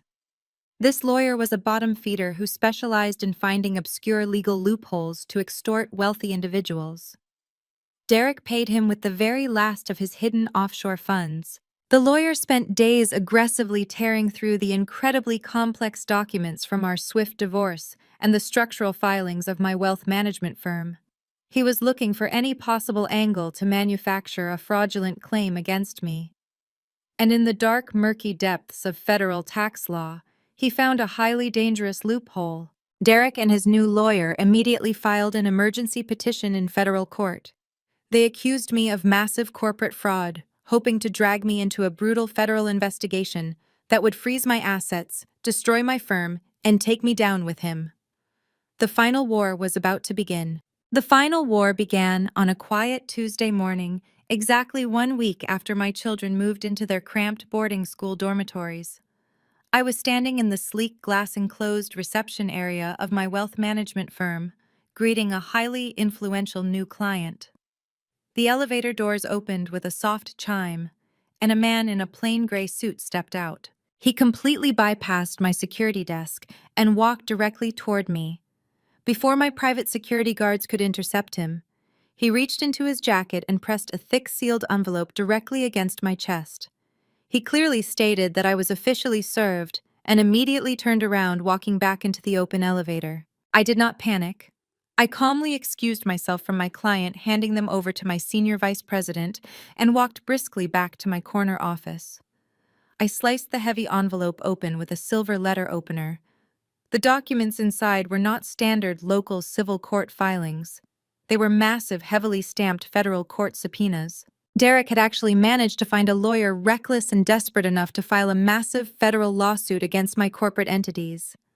I read through the aggressive, fabricated legal claims. Derek was officially suing to completely void our signed divorce agreement. His sleazy new attorney was aggressively claiming that Derek had signed the initial dissolution papers under extreme financial duress and deliberate corporate fraud. The legal filing was a masterpiece of absolute fiction. Derek boldly claimed that I had purposefully manipulated his business ledgers, deliberately hiding the true value of the holding company to trick him into surrendering his assets. He argued that the entire structure of the CR Holdings Group was essentially a massive illegal embezzlement scheme. He claimed I had been secretly siphoning millions of dollars from his hardworking restaurant staff for years, funneling the stolen cash into my offshore trusts. It was an incredibly dangerous accusation because it directly attacked my professional integrity in the highly regulated financial sector. Derek knew he did not have the actual evidence to win a federal trial, but winning was never his actual strategy. He wanted to destroy my reputation so thoroughly that I would be forced to settle out of court just to make him go away. And he did not stop with the legal filings. Less than 2 hours after I was served, a highly sensationalized article appeared on the front page of a prominent Atlanta business blog. Derek had leaked the federal subpoena directly to the local press. The headline was incredibly damaging, painting me as a ruthless corporate predator who had maliciously stolen a beloved local restaurant empire from a hardworking, self-made Black entrepreneur. The mudslinging campaign escalated incredibly quickly. Local news stations picked up the fabricated story, running segments about the nasty, high-profile divorce that was tearing apart a local business staple. They interviewed former disgruntled restaurant employees who falsely claimed I used to come in and demand free food while treating the staff terribly. Derek even went on a local morning radio show playing the role of the broken, betrayed husband. He cried on the radio begging the city of Atlanta to boycott my wealth management firm, claiming I was a corrupt financial monster who destroyed my own family for pure greed. Keisha and Terrence, having recently lost their own luxury condominium to my foreclosure, completely refused to answer the phone when Derek called them for public support, choosing to let him burn alone. The public fallout was immediate and highly stressful. My corporate phone lines began ringing constantly. Several of my high-net-worth clients called my office directly expressing deep concern about the federal fraud allegations. In the world of private wealth management, trust and absolute discretion are the only currencies that actually matter. A federal lawsuit alleging severe financial embezzlement was a massive red flag for billionaires looking to protect their assets. I had to spend 3 exhausting days taking back-to-back video calls personally, reassuring my investors that their portfolios were entirely secure and that the lawsuit was nothing more than a pathetic extortion attempt by a desperate ex-husband. My pristine professional reputation The empire I had spent 15 grueling years building brick by brick was suddenly under severe threat, all because a weak man threw a public temper tantrum. While Derek was busy parading around local news stations pretending to be a righteous victim, his actual personal life was suffering its final catastrophic collapse. Jasmine had walked out of the boardroom a few days prior, but she had not completely finished draining Derek of his remaining assets. She knew exactly how heavily he relied on cash and physical luxury items to maintain his false image. When they briefly moved into the cheap short-term rental apartment, Derek had managed to salvage a heavy steel lockbox from our Buckhead estate. It contained the very last of his hidden wealth. Derek returned to the cramped rental apartment late Thursday evening, feeling incredibly smug after completing another radio interview, where he successfully dragged my name through the mud. He unlocked the flimsy front door, expecting the empty quiet of his new depressing reality. Instead, he found the apartment completely ransacked. Jasmine had kept a spare key. She had waited until she knew he was busy broadcasting his lies to the city, and she let herself inside. She did not take the cheap furniture or the television. She went straight for the bedroom closet, where Derek kept his heavy steel lockbox. Jasmine had watched him punch in the 4-digit code dozens of times over the past year. She easily popped the heavy metal door open. She completely cleaned him out. She took 2 incredibly rare vintage Rolex watches he had bought on the black market to avoid my financial scrutiny. She took a thick stack of $100 bills totaling nearly $50,000 that he had been hiding from the IRS. She even took the expensive custom-tailored suits hanging in the closet, knowing she could easily resell them to luxury consignment shops for quick cash to fund her next hunting expedition for a new rich boyfriend. Derek stood in the doorway of his bedroom staring into the completely empty steel box.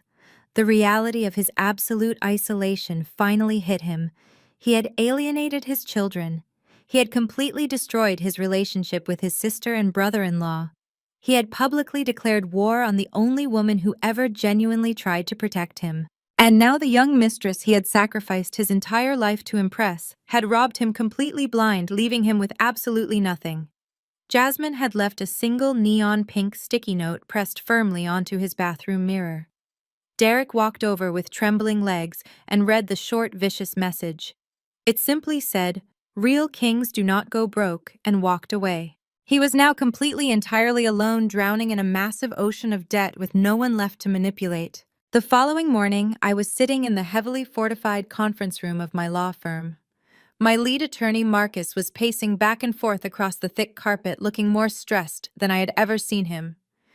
He had spent the entire night reviewing the aggressive federal filings and monitoring the explosive media fallout. Marcus stopped pacing and leaned heavily on the mahogany table, looking directly at me. His voice was grim and highly pragmatic as he laid out the brutal reality of our situation. He told me that Derek's sleazy lawyer had filed the paperwork perfectly exploiting a very dangerous gray area in the asset transfer laws. Marcus warned me that if this case actually went to a federal trial, the discovery process would be completely brutal. The court would have the authority to completely freeze the operational accounts of my holding company and closely audit my entire wealth management firm. Marcus pointed out that the local media was already severely damaging my corporate image, and a protracted public trial could cause my elite clients to panic and withdraw their massive portfolios, completely bankrupting my firm in a matter of months. Marcus sat down heavily in his chair, folding his hands together. He looked at me with deep professional concern and gave me his official legal advice. He told me we needed to settle out of court immediately. He suggested that we offer Derek a lump sum payment of $3 million and completely return the operational control of Southern Roots, LLC, in exchange for him signing a highly restrictive non-disclosure agreement and permanently dropping the federal lawsuit. Marcus argued that $3 million was a tiny, insignificant drop in the bucket compared to the massive financial damage a public federal trial would inflict on my billion-dollar firm. He said it was the smartest, safest business decision to just pay the extortion fee and make the incredibly loud nuisance go away forever. I sat completely silent, listening to my brilliant attorney advise me to surrender. I looked at the thick stack of federal court papers resting on the table, I thought about the 10 years of emotional abuse, the public humiliation at my anniversary dinner, the cruelty of my ungrateful children, and the sheer audacity of Derek trying to destroy my life simply because I finally stopped paying for his mistakes. He thought he could break my resolve by threatening the one thing I truly valued, which was my independent success. I slowly reached out and pulled the federal subpoena toward me.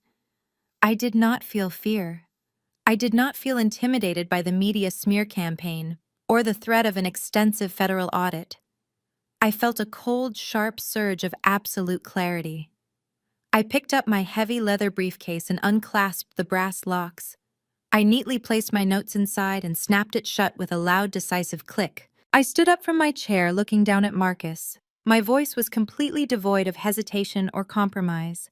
I told him we were absolutely not settling this case.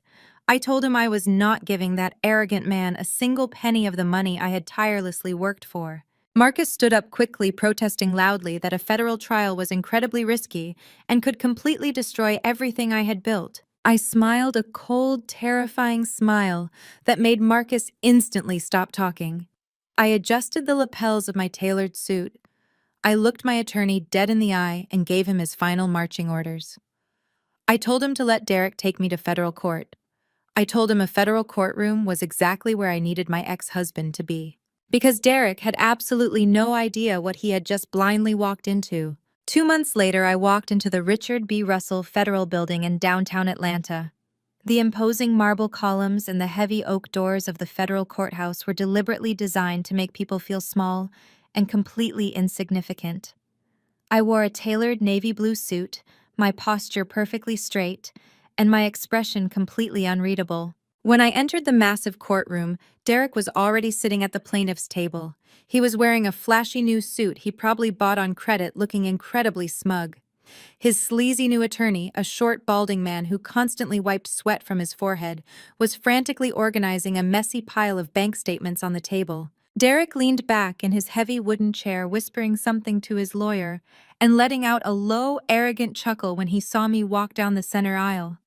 He truly believed he had finally backed me into a corner I could not escape. I took my seat at the defense table next to my lead attorney, Marcus. The federal judge, a stern older man with a reputation for absolutely zero tolerance regarding corporate fraud, banged his wooden gavel and called the court to order. Derek's lawyer immediately took the floor. He paced back and forth in front of the witness stand, aggressively waving a stack of highlighted financial documents in the air. He called me to the stand for direct cross-examination. I swore the oath and sat down, adjusting the microphone perfectly. For the next 2 hours, the sleazy lawyer put on a highly dramatic theatrical performance. He aggressively questioned me about the complex financial relationship between Southern Roots, LLC, and the CR Holdings Group. He held up poster boards showing massive wire transfers moving from the restaurant operational accounts directly into my private wealth management trust funds. He asked me repeatedly if I had authorized those transfers. I answered calmly and truthfully every single time, stating that yes, I had authorized the movement of those specific funds. Derek's lawyer turned to the judge, throwing his hands up in the air in mock outrage. He loudly accused me of systematic corporate embezzlement. He claimed I had been secretly bleeding my husband's restaurant dry for years, deliberately hiding his hard-earned profits in my offshore accounts to prepare for this exact divorce. Derek was practically glowing with victory at the plaintiff's table. He looked at me with a sickeningly triumphant smile, completely convinced that his lawyer had just publicly exposed me as a massive financial fraud. He thought the federal judge was going to order my assets frozen immediately and award him millions of dollars in punitive damages. The sleazy lawyer confidently stated that he had absolutely no further questions and marched back to his seat, looking incredibly proud of his fabricated narrative. The federal judge turned his stern gaze toward my defense table and asked Marcus if he would like to cross-examine the witness. Marcus stood up slowly, buttoning his suit jacket. He did not walk toward the witness stand. He did not hold up any flashy poster boards. He walked directly toward the judge's elevated bench, carrying a massive, heavily bound document that looked like a thick telephone directory. Marcus respectfully addressed the court, stating that the defense had no intention of cross-examining the witness regarding the previously mentioned wire transfers, because the defense fully admitted that those transfers occurred exactly as stated. A loud murmur rippled through the quiet courtroom. Derek leaned forward in his chair, his triumphant smile widening into a massive grin. He actually thought we were surrendering. He thought I was publicly admitting to federal embezzlement. But Marcus was just getting started. He placed the incredibly thick document onto the judge's bench. It landed with a heavy, solid thud that echoed sharply in the silent room. Marcus announced that he was officially submitting a 300-page forensic accounting report into the federal court record. He explained that this report was compiled over the last 6 months by 3 independent elite financial auditing firms. The judge frowned slightly, pushing his reading glasses up the bridge of his nose and opening the heavy cover of the bound report. Marcus turned around and looked directly at Derek's sleazy lawyer, his voice cutting through the tension like a razor. Marcus explained to the court that the millions of dollars transferred from the restaurant accounts into my holding company were not embezzled funds. He stated clearly that those transfers were fully documented, legally required tax reserve holdbacks, and authorized franchise royalty payments, all explicitly outlined in the vendor contracts Derek had signed years ago. Marcus then delivered the massive, devastating pivot. He told the judge that the real issue at hand was not the money moving into my accounts. The real issue was the money that had completely disappeared from Derek's cash registers. The confident grin on Derek's face instantly vanished. The color began to rapidly drain from his cheeks, leaving him looking physically sick. His sleazy lawyer suddenly stopped wiping his forehead and stared wildly at Marcus, completely blindsided by this new direction. Marcus methodically broke down the contents of the 300-page forensic report. He revealed that for the past 3 years, Derek had been systematically skimming massive amounts of unreported physical cash from all 5 of his restaurant locations. He had been intentionally keeping a secondary set of fraudulent digital bookkeeping ledgers to completely hide the daily cash revenue from his own accounting department. Marcus read aloud from the report, detailing exactly how Derek had been illegally funneling hundreds of thousands of unreported untaxed dollars into hidden offshore accounts in the Cayman Islands. Marcus did not stop there. He produced a secondary folder containing dozens of high-resolution photographs and itemized receipts. He submitted them to the judge, explaining exactly what Derek was doing with the stolen untaxed cash. He showed the court the receipts for Jasmine's solid gold Cartier love bracelet, the first-class tickets for their luxury vacations to Cabo San Lucas, and the massive deposits on expensive designer handbags. Derek had been actively committing severe federal tax evasion and wire fraud to fund the lavish lifestyle of his young mistress. Derek tried to stand up from his chair, his legs shaking violently. He opened his mouth to object, to scream that it was all a lie, but his sleazy attorney aggressively pulled him back down by his jacket sleeve, completely terrified of angering the federal judge. The attorney frantically whispered to Derek, asking him if the offshore accounts were real. Derek just stared straight ahead, completely paralyzed by the sheer magnitude of his exposure. I looked down from the elevated witness stand, watching the absolute destruction of his ego. I leaned forward toward the microphone, my voice perfectly calm and remarkably cold. I addressed Derek, directly ignoring his panicking lawyer. I asked him why he thought I signed those divorce papers so incredibly fast that night at the restaurant. Derek slowly raised his head, looking up at me with eyes full of absolute terror. He was finally beginning to understand the lethal trap he had aggressively built for himself. I told him that his cheap strip mall lawyer was so desperately focused on securing 100% ownership of the restaurant for him that he completely failed to understand the liability clauses he was drafting. I reminded Derek that by aggressively demanding sole ownership of the LLC, he explicitly drafted a legally binding clause stating that the petitioner assumed 100% sole responsibility for all financial operations, debts, and tax liabilities incurred by the business during the entirety of our marriage. I looked him dead in the eye and delivered the final crushing blow. I told him that by signing that document, he legally and irrevocably insulated me from his massive financial crimes. I told him I knew about the skimming, the fake ledgers, and the offshore accounts for a very long time. I knew the Internal Revenue Service would eventually audit his highly suspicious cash flow. When he proudly handed me those flawed divorce papers, he essentially handed me a bulletproof legal shield. He officially took the sole legal blame for 3 years of intentional federal tax evasion. The absolute silence in the massive courtroom was suffocating. Derek was hyperventilating, gasping for air as the true reality of his situation crushed his chest. He had brought me to federal court hoping to ruin my corporate reputation. Instead, he had just forcefully handed the federal government a meticulously documented confession of his own massive felonies. His sleazy lawyer quietly began packing his briefcase, completely abandoning his client, realizing that this case was suddenly a toxic radioactive hazard to his own legal career. The federal judge slowly closed the heavy 300-page forensic accounting report. He took off his reading glasses and looked down at Derek with an expression of pure, absolute disgust. The judge did not ask for closing arguments. He did not ask for any further witness testimony. The evidence presented in the forensic audit was overwhelmingly conclusive and entirely damning. The judge picked up his heavy wooden gavel and hit the sounding block with a sharp, violent crack that made Derek physically jump in his seat. The judge announced in a booming, authoritative voice that based on the severe and highly documented evidence of criminal financial misconduct presented today, he was suspending this civil hearing immediately. He looked directly at Derek, whose face was completely buried in his trembling hands. The judge stated firmly that he was sealing the financial evidence and forwarding the entire case docket directly to the Criminal Investigation Division of the Department of Justice. The heavy wooden doors of the federal courtroom swung open, and Derek stumbled out into the wide, brightly lit marble hallway. He was pale, sweating profusely, and struggling to catch his breath as if the oxygen had been completely sucked out of the room.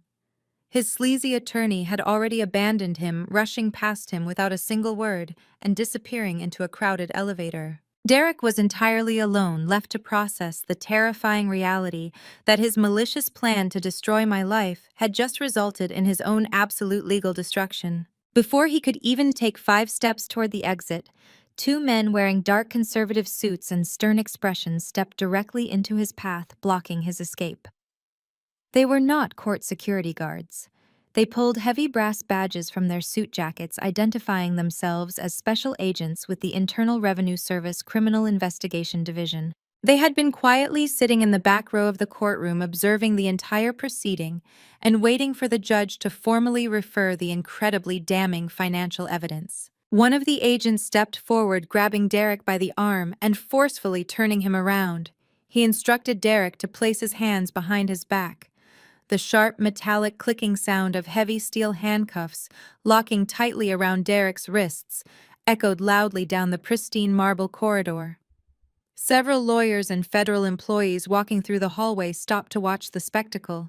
Derek, the man who had always been obsessed with his public image and his fake status as a wealthy king, was now being publicly paraded through a federal building like a common criminal. The agent read him his Miranda rights in a flat, robotic tone, clearly stating the charges of severe tax evasion and federal wire fraud. Derek did not fight back. He simply lowered his head, his shoulders shaking uncontrollably as the agents escorted him toward the holding cells.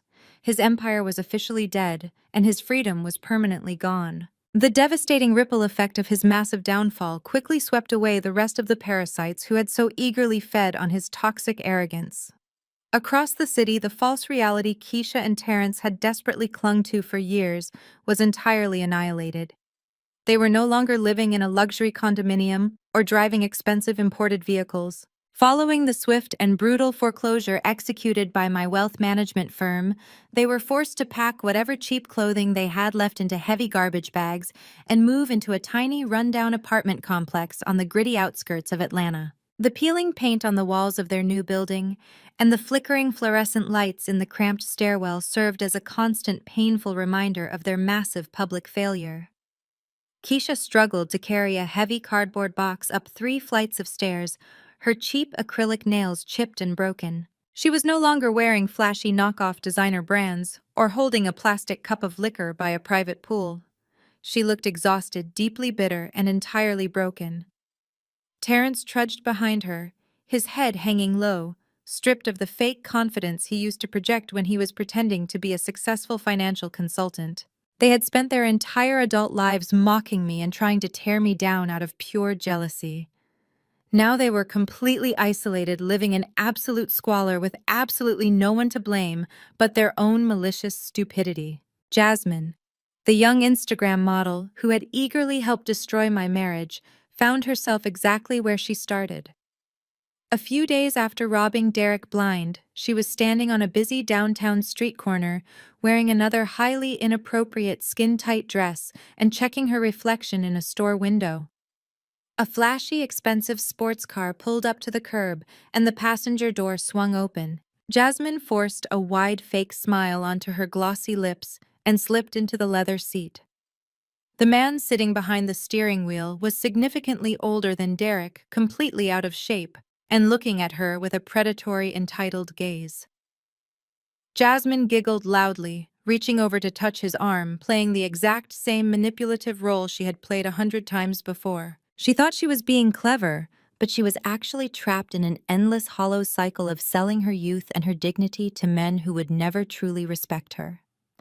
She would spend the rest of her life chasing an illusion of wealth entirely dependent on the fragile egos of insecure men, while possessing absolutely zero actual power of her own. While the adults in Derek's life were suffering the harsh, permanent consequences of their own toxic behavior, my two teenagers were experiencing a completely different kind of reckoning. Miles away at their strict, elite boarding school, the reality of the real world was finally breaking through their heavily entitled mentalities. The massive school cafeteria was completely empty, the other wealthy students having long since returned to their comfortable dorm rooms for the evening. Trey and Aaliyah were wearing standard-issued plain gray custodial uniforms, completely stripped of the expensive designer streetwear they used to worship. Trey was pushing a heavy yellow mop bucket across the sticky linoleum floor, his arms aching from the intense physical labor. He wiped the sweat from his forehead with the back of his hand, looking down at the dirty water sloshing in the bucket. He was no longer the arrogant boy who demanded a brand new Porsche. He was learning exactly how many hours of grueling physical work it took just to earn $20. Aaliyah was wiping down the long cafeteria tables with a thick rag soaked in industrial bleach. Her hands were dry and cracked, entirely devoid of the expensive manicures her celebrity stylist used to provide. She finished scrubbing the last table and collapsed into a hard plastic chair, letting out a long, exhausted sigh. She reached into her pocket and pulled out her basic, inexpensive cell phone. She did not open a social media application to post a mocking video. She did not care about internet clout or the opinions of her superficial classmates anymore. Instead, she opened her photo gallery and clicked on a picture of me. It was an older photo taken at one of my corporate charity galas. I was wearing a sharp, tailored suit, looking confident, powerful, and entirely in control of my own destiny. Aaliyah stared at the screen for a very long time, her tired eyes tracing the lines of my face. A single quiet tear slipped down her cheek. In the silence of that empty cafeteria, exhausted and humbled, she finally understood. She finally recognized the profound difference between the loud, chaotic toxicity her father provided and the quiet, unyielding strength her mother possessed.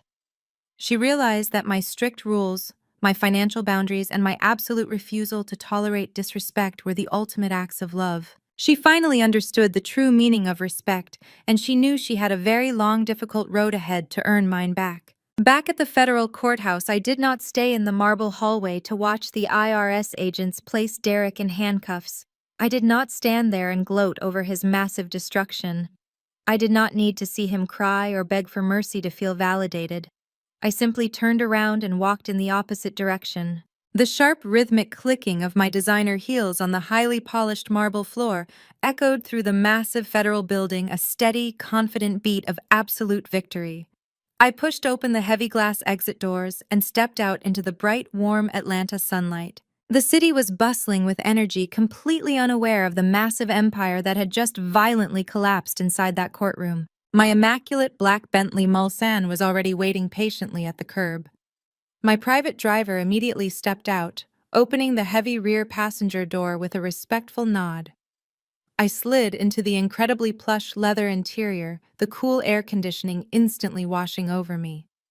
The heavy door closed with a solid, reassuring thud, shutting out the noise of the busy street entirely. I reached into my designer handbag and pulled out my sleek silver laptop.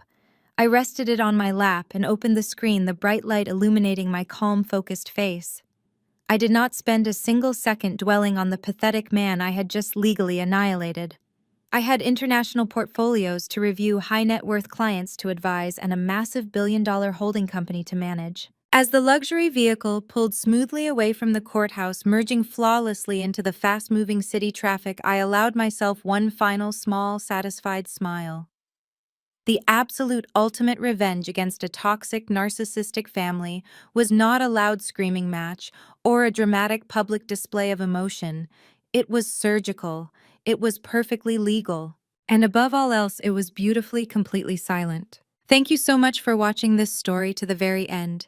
If you have ever had to quietly and surgically remove toxic family members from your life, let me know how you found your peace in the comments below.